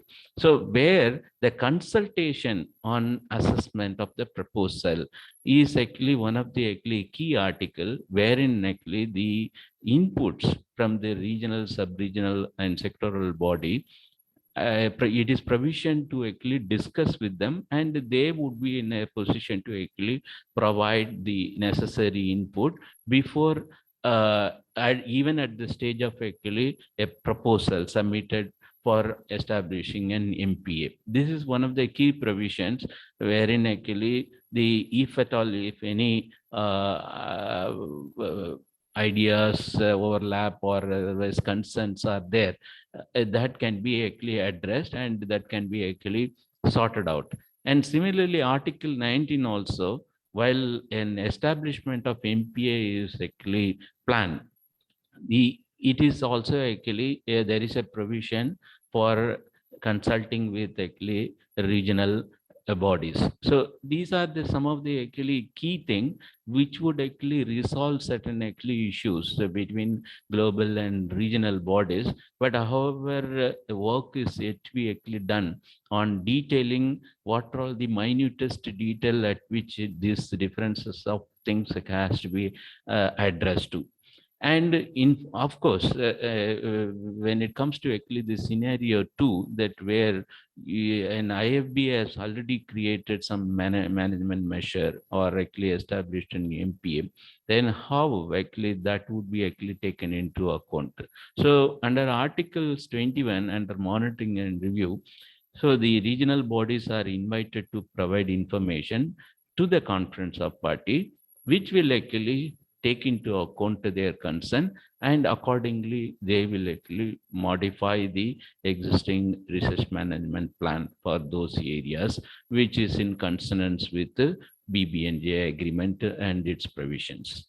So with this, I thank you all of you, but of course actually I have limited my actually talk only to actually the articles which are directly relevant to actually fishery organization.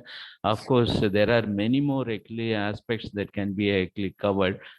Probably actually I would rather actually expecting you to actually post a question to me, so therefore I can answer some of the questions instead of actually giving a long and lengthy lecture, which would be, I felt it is not that good.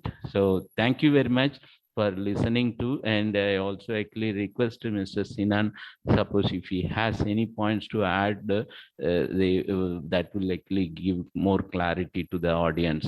Otherwise, thank you very much. Thank you, Dr. Saravanan, for stitching a very interesting presentation and then highlighting the specific provisions in the agreement that we have direct relevance to fisheries, and to kind of we have to extend our understanding with respect to tuna specifically. So that's one, like you flagged in some places as well. Like. So maybe you can unshare your. We have all the speakers and panelists. Just 1 minute. Sorry that we. How to do it? New share? Just a stop share. Stop share.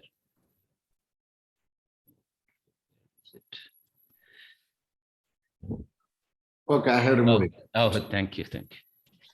Okay, so thanks once again, and then all respected panelists, speakers, and then the delegates.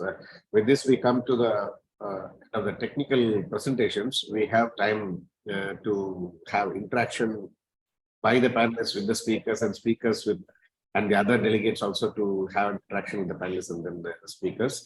And Sorry that we have missed our time by almost 20-25 minutes. I'm sure like at least we shall catch up the next two components. So before we move ahead, like we'll have leave also. Leave on screen. Yeah. Just to have a clarity on the topics, like maybe I'll put my understanding to validate with the speakers on BBNJ particularly, Saran and then me. So among the four major components, so we understand like the MGR, marine genetic resources, is of particular concern for managing the IPR, intellectual property rights, and when it comes to the issues related to bioprospecting, and it has no direct consequence or implications on fisheries. Is that right?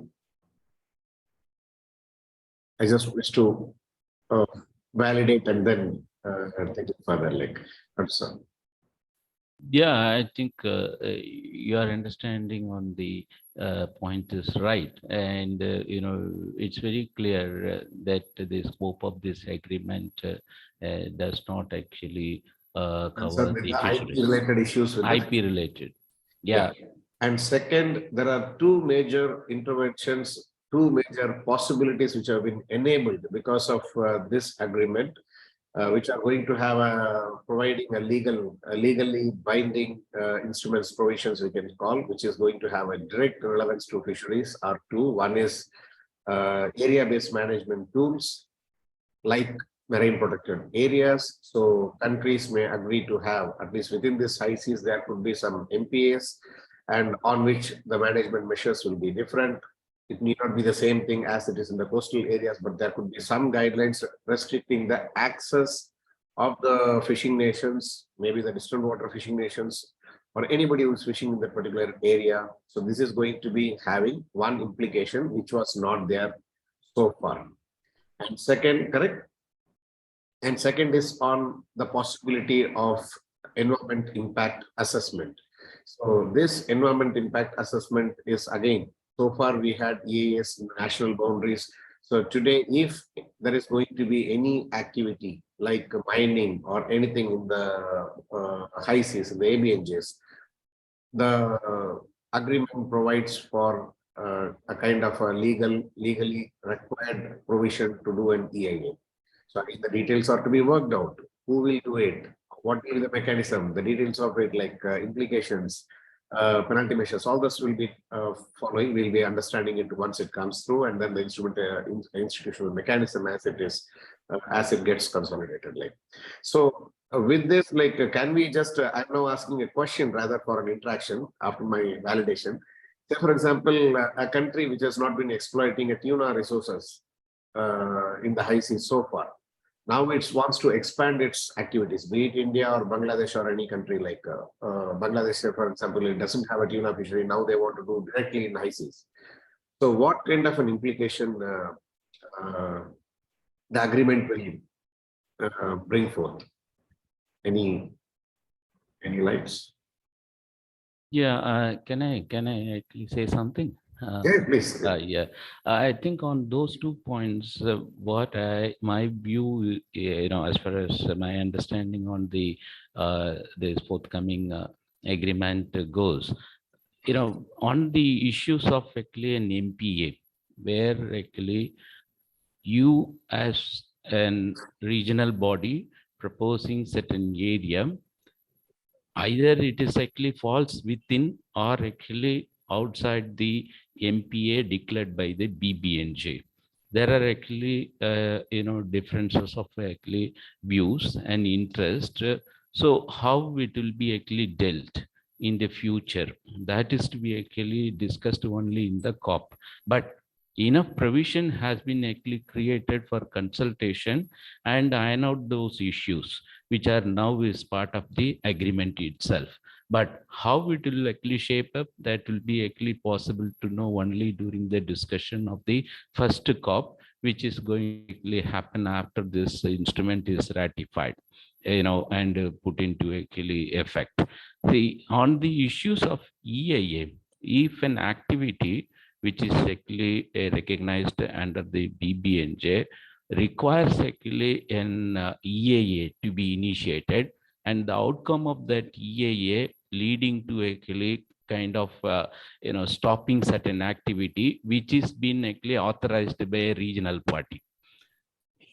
If such kind of issues are actually arising, of course, this is again has to be referred to only COP, because what kind of activity which is actually authorized by the regional body would not actually go in consistency with an authorized activity of actually BBNJ, which would be actually difficult to actually solve at this stage of actually framing this agreement itself, because the case to case basis discussion has never happened. So this is what actually what they are actually currently is doing is creating an umbrella agreement which has enough provision to even solve all the actually like kind of future proof document they are creating. But however, at this stage, it would be very difficult to actually answer certain question like this, because there are a number of actually questions like this, especially from fishery point of view. I've asked, there are also actually environmental protection, regional bodies. So they have actually their own actually management measures, and their EAS procedures and protocols are actually different from what has been agreed Saravanan, just one under minute. BBNJ. Your co-presenter, Dr. Sinan, is also here. I know that. I think he would be able to actually throw more light on. He is now currently attending IOTC meeting, so I would like to give the platform to him so that you may again catch up. Probably attending the meeting parallelly. Please. That was excellent. Yeah, thank you so much, and apologies for joining in and leaving out as well, because I'm part of the Maldives delegation who's participating in the IOTC compliance committee. Just to go directly to answer your question, Dr. Krishnan, about the participation or the expansion of countries that have not fished on the high seas. Unfortunately, the BBNJ agreement does not really go into the heart of the mandate of the existing RFBs or IFBs. So it is up to the IFBs on how they want to manage their ocean space.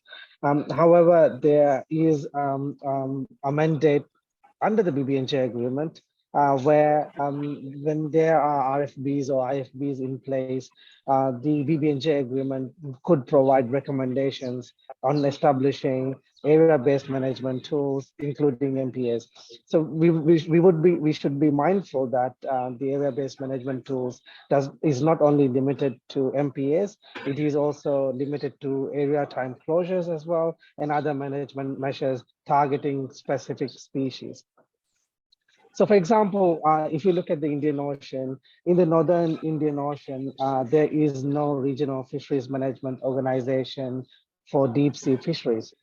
In the south, we have the Southern Indian Ocean Fisheries Agreement, which covers all the deep sea fisheries species other than tuna, which is being managed by the Southern Indian Ocean Fisheries Agreement, which India has been now a cooperating non-contracting party from last year. However, there are no regional fisheries management organizations up in the north where the borders of Sri Lanka and India and also Pakistan and the Gulf countries as well, where there is now a huge illegal, I would say illegal squid fishery, a massive squid fishery by distant water fishing nations happening just outside in the high seas. So what the BBNJ agreement does is it provides a framework to establish an MPA, including other management measures as well, to limit those areas where there are no regional fisheries management organizations.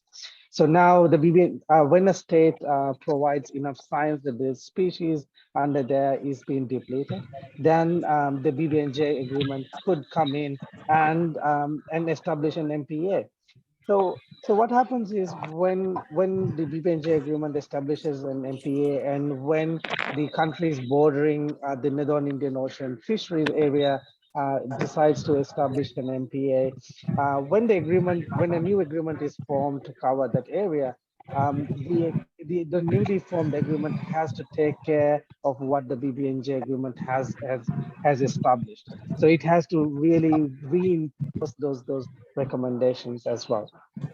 So going back to what you asked about in countries that have not fished on the high seas, it solely falls under the mandate of, for example, in the case of the Indian Ocean, it falls under the Indian Ocean management. And as some of the earlier presenters mentioned, in the Indian Ocean, the yellowfin is overfished, big eye is overfished, and skipjack is being fished beyond the sustainable limits established by the scientific community. So we at the moment in the Indian Ocean, major tropical tunas are harvested at an alarming rate and beyond sustainable limits. So there's very little scope of expansion at the moment with regards to the Indian Ocean tuna stocks. That's a summary, and I hope I was able to answer your questions. Thank you. Thank you. I just, since you have been associated with this entire process for more than a decade, both IOTC as well as BBNJ, I just want your attention for request you to be stay in the discussion for some more time.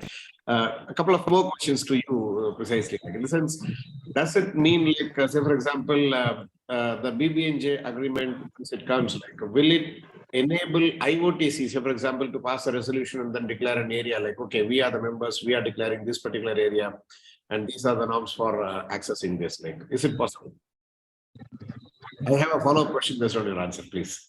Yes, it is possible. So there's two ways actually. For example, when in the case of IOTC, BBNJ agreement could also recommend. So that recommendation would be coming from 160 states, right?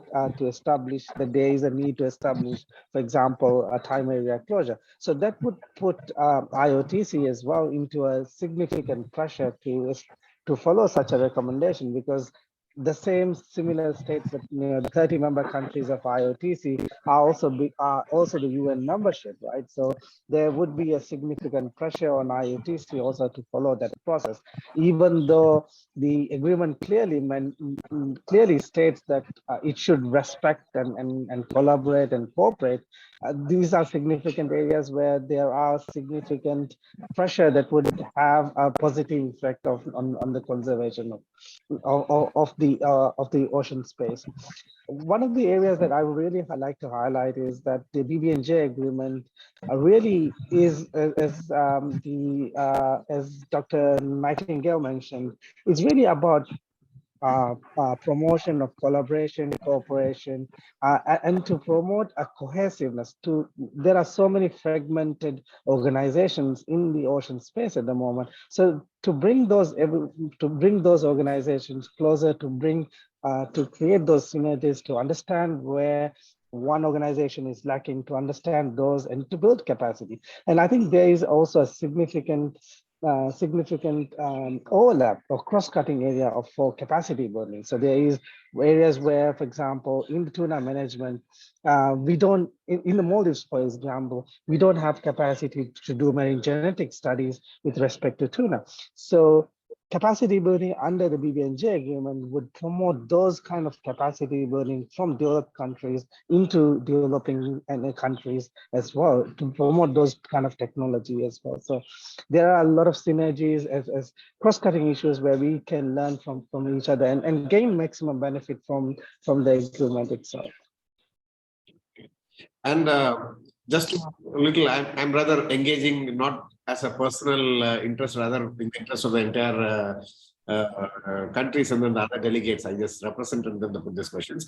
That is, when you say like IOTC can, and again, so this resolution, as the IOTC generally passes the resolution, it cannot go like that. It has to fit within the overall architecture of BBNJ. That's what you mean, like.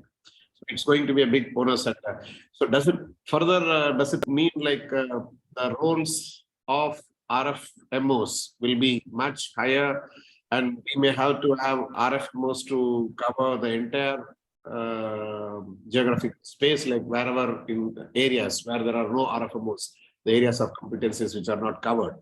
So is it a kind of an implication to take from there? So if I understand your question, I think for areas where there are no RFMOs, it really pushes countries that border those areas space to establish RFBs or RFMOs. I believe India, I think last year, Dr. Sanjay mentioned that India is trying to work on the methodology to establish a Northern Fisheries Agreement, which is very much similar to the Southern Indian Ocean Fisheries Agreement, which is a very welcome news, because at the moment there is a significant amount of illegal fishing, which we have no idea of what species are being harvested and where those fish goes is, and it borders our ocean space, the Bay of Bengal ocean space, and which is a significant threat. And the BBNJ agreement provides that framework if we can't establish, because we believe from the understanding of the Maldives, there is a significant states, number of states who do not want to start the negotiation process to establish an RFB in the Northern Indian Ocean. So this agreement provides an alternative space to establish a marine protected area until such an agreement is established, which protects the seabeds, the seafloor, and the organisms under that space as well, under the ocean space, and which is an awesome news for them.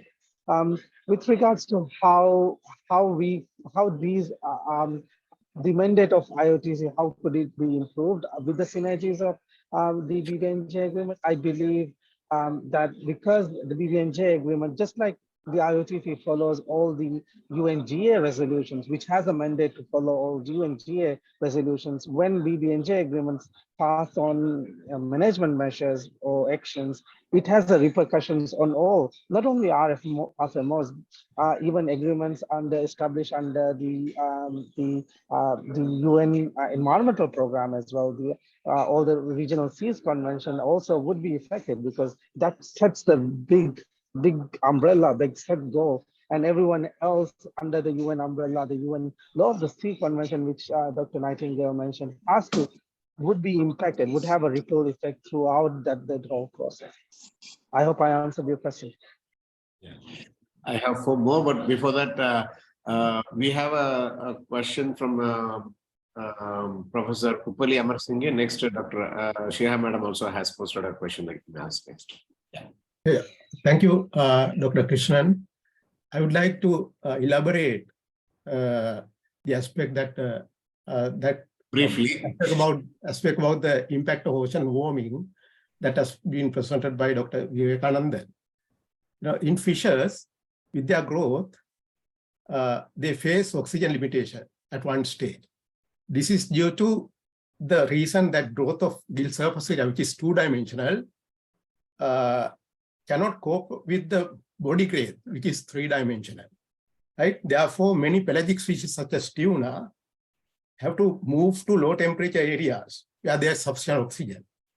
Under the climate change scenarios, ocean warming results in low oxygen, low dissolved oxygen, and this has been presented as a theory by Professor Daniel Pauly, gill oxygen limitation theory. And therefore,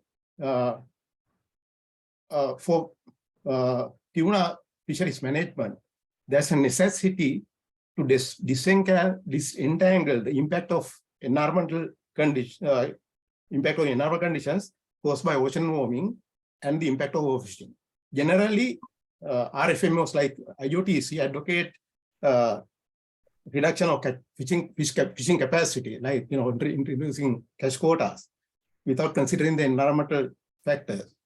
So fishers are compelled to modify their fishing strategies, to maintain their fisheries, and so people are losing their fishing grounds due to this phenomenon, and therefore the IOTC should consider this aspect before introducing catch quotas to the country. This is my argument. Yeah. Thank you very much. Thank you, Professor Uppali. I think like it's an observation, well noted. Like. And Dr. Sinan, like actually there are a few questions like on the chat. Probably you may certainly pitch in and then comment. Already have responded as well. And we have Solely from FSI. Does this mean the possibility of EAA and BBNG or inclusion of MBA shall be in concurrence with the R of Musa? I think like this point has been addressed.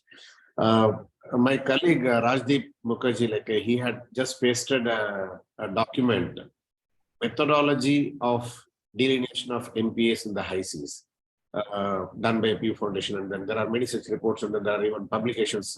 I'm sure like we'll be sharing to all the attendees subsequently, like the performance of these MPAs in the high seas. Like so, Rajdeep, can you please share like any successful, at least in our region currently we don't have any MPS notified in the high seas. Any case like you have to briefly share? Yeah. Yeah. Am I audible? Clear. Please go ahead. Yeah. So obviously, the first example that comes to everybody's mind is the Great Barrier Reef, which is between Australia and New Zealand, and it's a no-take zone with some recreational activity. And then in the Pacific Ocean, there is also an example of MPAs in the high seas. As far as Indian Ocean is concerned, there are some proposals to set up an MPA in the Western Indian Ocean, around Africa and between Africa and the Arabian waters. But if you look at the whole thing, I think the most one interesting case is what has been done by our Seychelles. So they have a problem of setting up a MPA in their waters, and they issue a blue bond. And through that blue bond, they finance setting up that MPA, which kind of compensate the fisheries also, meet their national debt, and also so far is a very good example of setting up of an MPA. The point is that we need to look into various things like how the MPAs will be financed, how the stakeholder to be involved to go forward towards the MPA. And taking one thing from Sinan's intervention, as far as Indian Ocean is concerned and Bay of Bengal is concerned, the coastal countries are not engaged in high seas fishing as of now, most of the coastal countries. But there are many distant water fishing nations which are fishing here. And if we have to set up an MPA in the high seas, we need to take their interest also into the account. And that is how I'm quite a bit worried about that. How will they react to setting up of an MPA in the Indian Ocean, since most of the tuna fishing that DWFs are engaged is from the high seas. Thank you.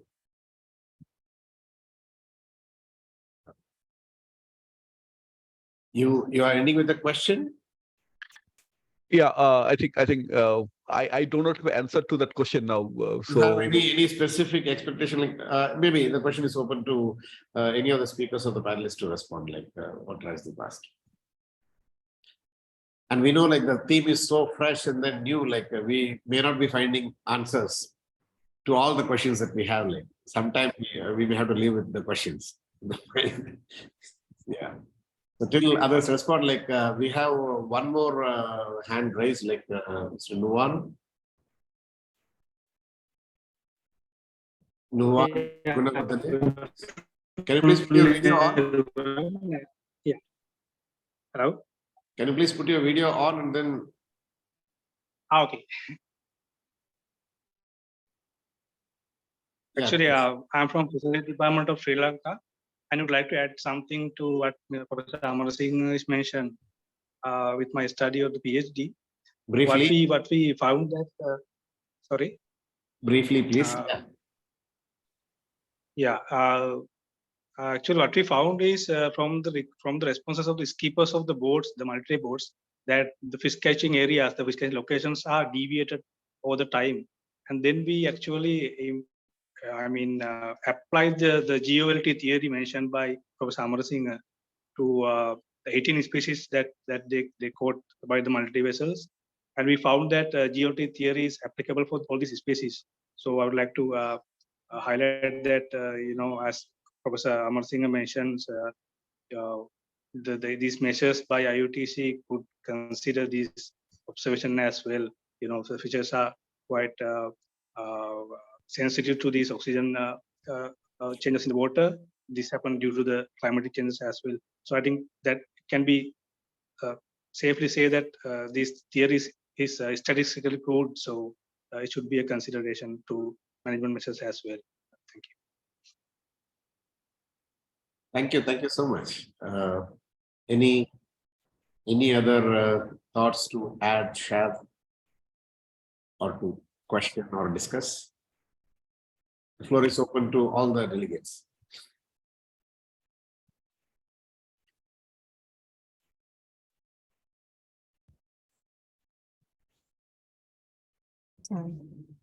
We had a comment from Infofish. Sujit, you are here.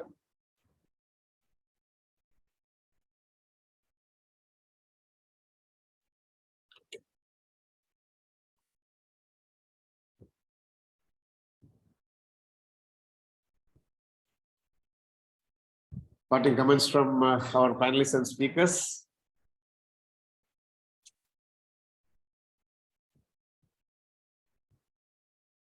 May I just make a very short intervention? Please. It occurs to me that while there is apprehension as things develop and questions about the ratification of the treaty and its implications, that it would be wise to meet again, possibly, with this group and look not only at the challenges, but possibly at the opportunities. We've heard some really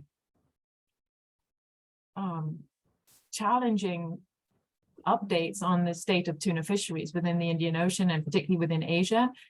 And I think there are a number of opportunities within the treaty to be able to build our capacity and to engage in a very constructive way, certainly on area-based management tools that are pro-fisheries, you know. And in addition, just to reiterate Sinan's point earlier, looking for opportunities to build capacity to actually generate the research that we need, and particularly in the Bay of Bengal region, on the different tuna fishery species and their interactions with the environment, that we can actually have that spatial data and critical underpinning science to look at area-based methods for management, whether they're marine protected areas or fisheries management tools that we can talk about. But I think we should see it as a positive opportunity. Yes, tread carefully. Yes, be wary of all the possibilities in terms of potential restrictions, but certainly to engage. Yeah, that would be something I would like to say. Thank you. Rather, we'll take this as a direction for us. And already we thought that coming either in June or July, we would like to have a follow-up meeting with the speakers and panelists. And we'll be having a few more who represented from the Ministry of External Affairs and then Foreign Affairs in Sri Lanka and then India. With the legal background, there were lawyers who were constantly engaged in this process. So we build on this conversation, as you rightly said, no longer it has to be seen as a challenge, rather we have to see as an opportunity and how to build on this. We'll take this forward. Any quick comments you had to add, Dr. Vivekanandan?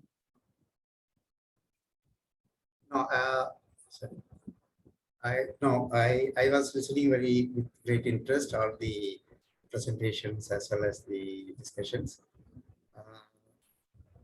In my opinion, I think there is a lot of, as well as the Bay of Bengal region is concerned, I think there is a lot of type of data that need to be collected. I think that is very important. This is so maybe a data collection mechanism on a sub-regional or a regional basis.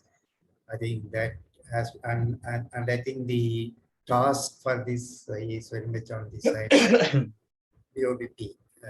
That's my view. Whether you take BBNJ or ABNJ or the climate change or the sustainable fisheries as a whole. I think this is where the Bay of Bengal region very much lags behind compared to the other regions, like the fishery data collection, biodiversity data collection. I think this is my observation, which I think if there is I was also talking in some of the meetings that if we have a research vessel in the Bay of Bengal to collect the environmental data and the fisheries data, how we will do that, who will do, what is the funding mechanism. And this research, 1 or 2 vessels that keep collecting the data continuously, maybe on a short term or on a long term basis. I think this will go in a big way for addressing the sustainability. That is that we have to generate the basic data that is required to know where we stand. Of course, precautionary approach is definitely there, but this has to be supported by scientific data. And I think if an organization like the Bobp IGO can think about it and have a dialogue with the governments, India has quite a large number of vessels. The DGFSA is sitting here and he is watching. I'm quite sure that he will be also appreciating this. The government, of course, has to approve this. And if this could be done, I think this will be a great step. This is my opinion. Thank you very much. Thank you, sir. Like, actually, you flagged the right point, and then I know, like, you are fully aware, like, the kind of proposal that we had discussion with the government with more than 125 research vessels, what India has spread across various ministries. So there is right time, like, we should do a Nansen equivalent for the region. What Nansen does is for Africa, probably India should be doing for this entire Asia Pacific, where this Nansen vessel doesn't comes to the show. So certainly, as you said, like, we should be engaging with the governments, taking their concerns, address their concerns, and then move this forward. Certainly, we'll take this forward, sir. And probably BBNJ provides yet another reason to think about this little more loudly. Yeah, and when Dr. Shiha, madam, like, you had raised your, please. Thank you, Dr. Krishnan. And I was going to follow up a question from what Sinan said, and probably to Dr. Nightingale. I know there is a lot of push by the international community and NGOs for 30% protection in the high seas. And I know some NGOs are already helping or supporting some of the coastal states to protect part of their EEZ. I'm just sort of curious and wondering whether now that the BBNJ is out there for ratification, I'm just wondering whether this call would be silenced, or do you think that this will continue, or will this be parked, so to speak, until BBNJ comes into force, so that these kind of arrangements can be done within the BBNJ framework? Dr. Nightingale, yes. Yeah, I have just a quick response on that. At the moment, yeah, there's a lot of discussion around the 30 by 30 and this ambition to protect 30% of the marine environment. In reality, if we're not looking to the high seas as part of that equation, it will be a massive challenge. But for now, most of the conversation is focusing on state discussions within state boundaries. And it's not actually the ambition to reach 30% in each country. It's really to define what contribution towards the 30% agenda can each country comfortably put forward as a target, as a national target. And we're not just looking at marine protected areas, but we're also looking at OECM, so this other effective area-based measures, which are contributing to conservation, and many of them may be area-based fisheries management tools. So we've never counted some of the existing area-based fisheries management efforts in the overall contributions to biodiversity conservation. And I think this is actually an interesting time to bring the two worlds together and look at where the shared objectives are, certainly within the discussions around, within state boundaries and the exclusive economic zones, but then also through these various mechanisms to influence that same dialogue, but in the high seas. And I think the better organized we are collectively, and Maldives, you have a very interesting kind of situation at this point in time, RFMOs versus MPAs versus, quite an interesting situation to be thinking about this, and where to, everybody needs to be in the dialogue. Everybody is definitely, of course, part of the consultation process, but what is the position of each state when it comes to the high seas as well? And also, how do we manage these fisheries that are coming from outside the regions as well into the high seas? So I think there's every reason to be coordinated, have as much data and information as we have, and even to start taking positions proactively on what we want to see under the treaty within the region relating to the high seas and this area-based management tools and the capacity development and the aspect on genetic resources. So yeah, I understand the apprehension, but I absolutely see a very positive opportunity here as well. Thank you. Thank you. Thank you, Dr. Veem. Dr. Vijayaratne, you have any additional observations to make? Yeah, thank you, Dr. Krishnan. Now, again, one of the things that we discussed was this global warming. Now, when the sea temperature rises, again, to harvest this catch, we may have to modify our existing fishing gear because the fish may move into deeper waters. So that is another thing that we have to pay attention to. So our fishermen should be provided with facilities and also the know-how to use different fishing gear. They may have to change what they are using at the moment. So I think we have to pay attention in those lines also. Thank you. Thank you. Dr. Jayabhaskar, Director General FSI. Thank you, Dr. Krishnan. I think the establishment of marine protected areas in high seas, definitely it will be helpful for our migratory fishery resources like tuna, sharks, and billfishes, so that we can conserve that resources. That's what I want to. Thank you. And with this, we have heard the comments from all the speakers and panelists, and then I should compliment all the delegates who have been participating from different time zones to stay tuned. Still, we have 97 delegates connected to this panel discussion. Thanks. And then now we come to the last component. I request Dr. Pratibha Rohit to make a brief summary and then the way forward. She'll be making the presentation on behalf of Dr. Gopalakrishnan, Director CMFRA, and then I'm sure like those who are attending IOTC will be very familiar with her. She has been associated with the tuna research for a very, very long time and had been representing Government of India in IOTC and then various international fora with respect to fisheries management. Madam, please. A very good afternoon to everybody and greetings from ICR CMFRA. Unfortunate that Dr. Gopalakrishnan, Director CMFRA, could not attend the session and give this. Fortunately, you are attending it.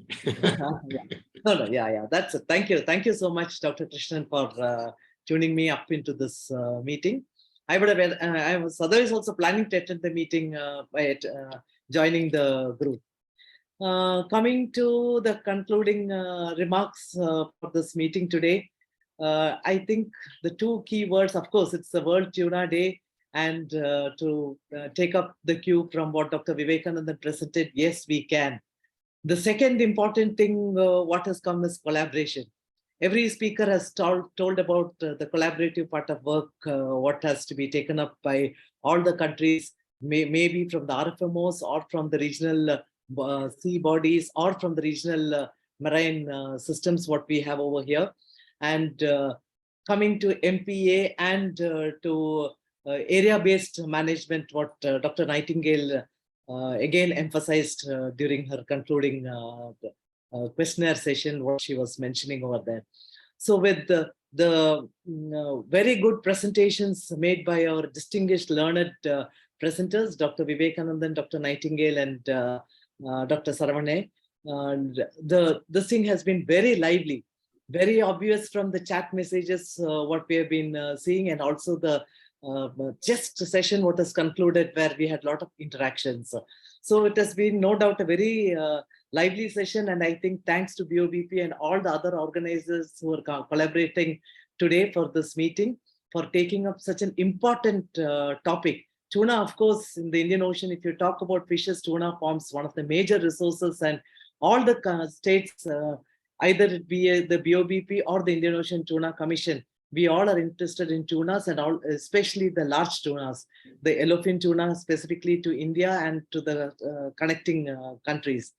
Because from this meeting, we have learned a little bit, but then definitely we are having a lot of questions. Everybody has ended their topic with a question. Yes, can we do this? Should we do this? How we can do it? And what is the collaboration part we should have it?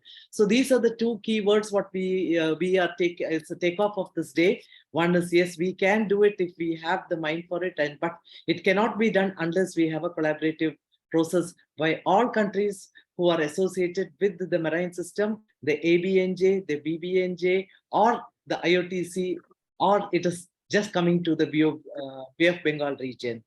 And like what Dr. Vivekanandan told in his concluding thing also, yeah, we need a research vessel, and India has got research vessels, and with the government thing and association with all other countries, I'm sure we will be able to do this basic data requirement, spatial data requirement about the availability of the tunas in our region, as well as the larvae and exon larval things, what's happening in our place.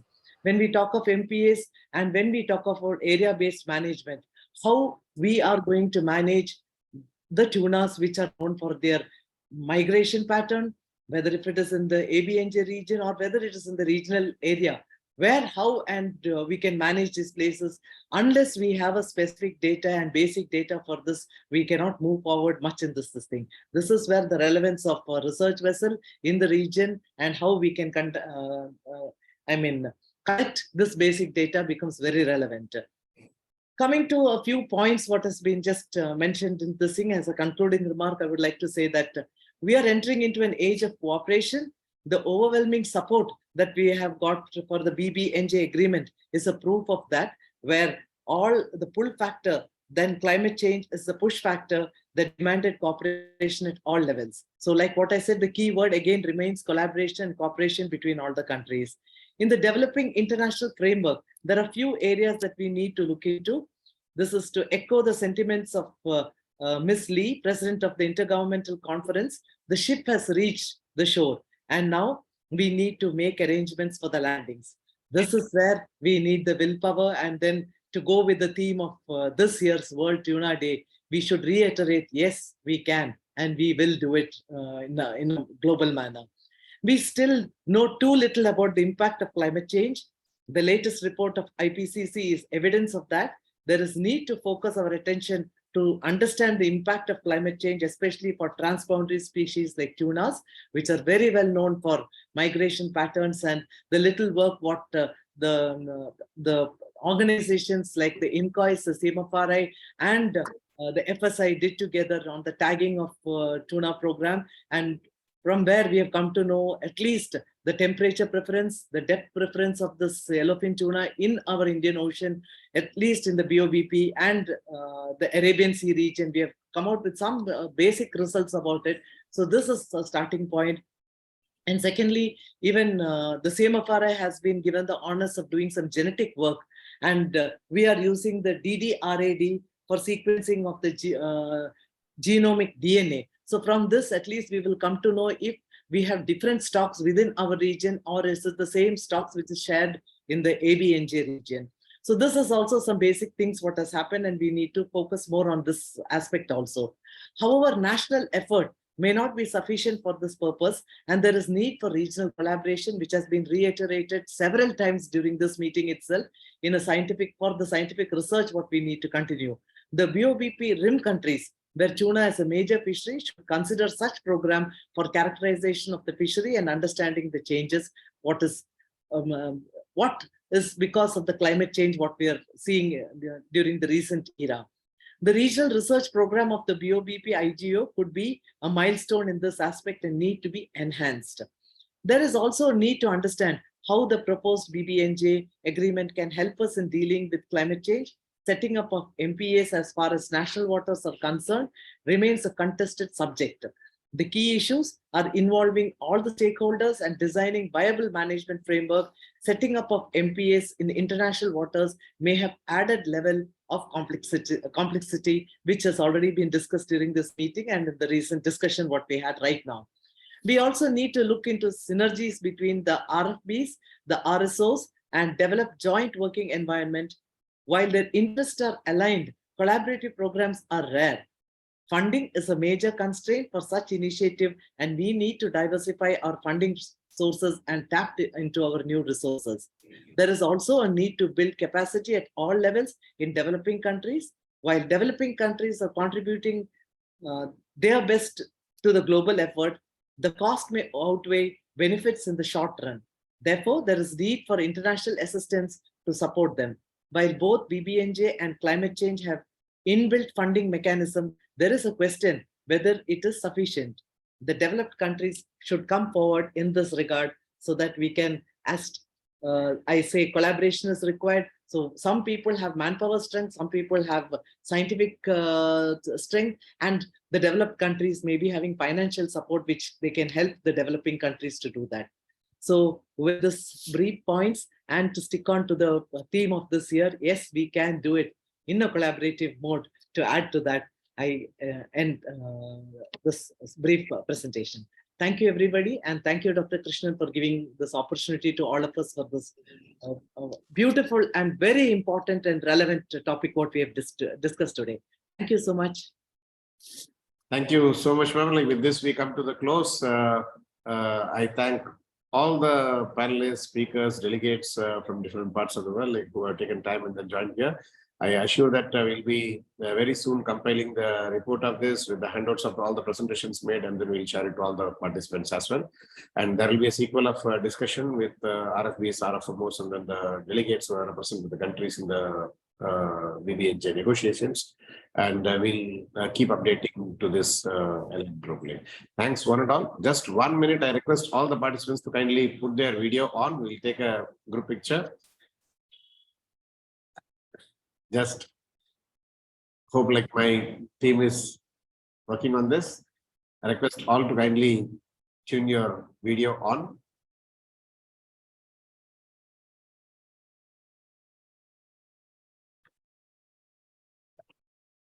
Thank you so much. Thank you so much. So kind of you. See you again soon next time. Thank you. Thank you. Thank you, sir. Bye-bye. Bye. Thank you, sir. Thank you so much. Thank you, sir. Okay, bye-bye. Thank you.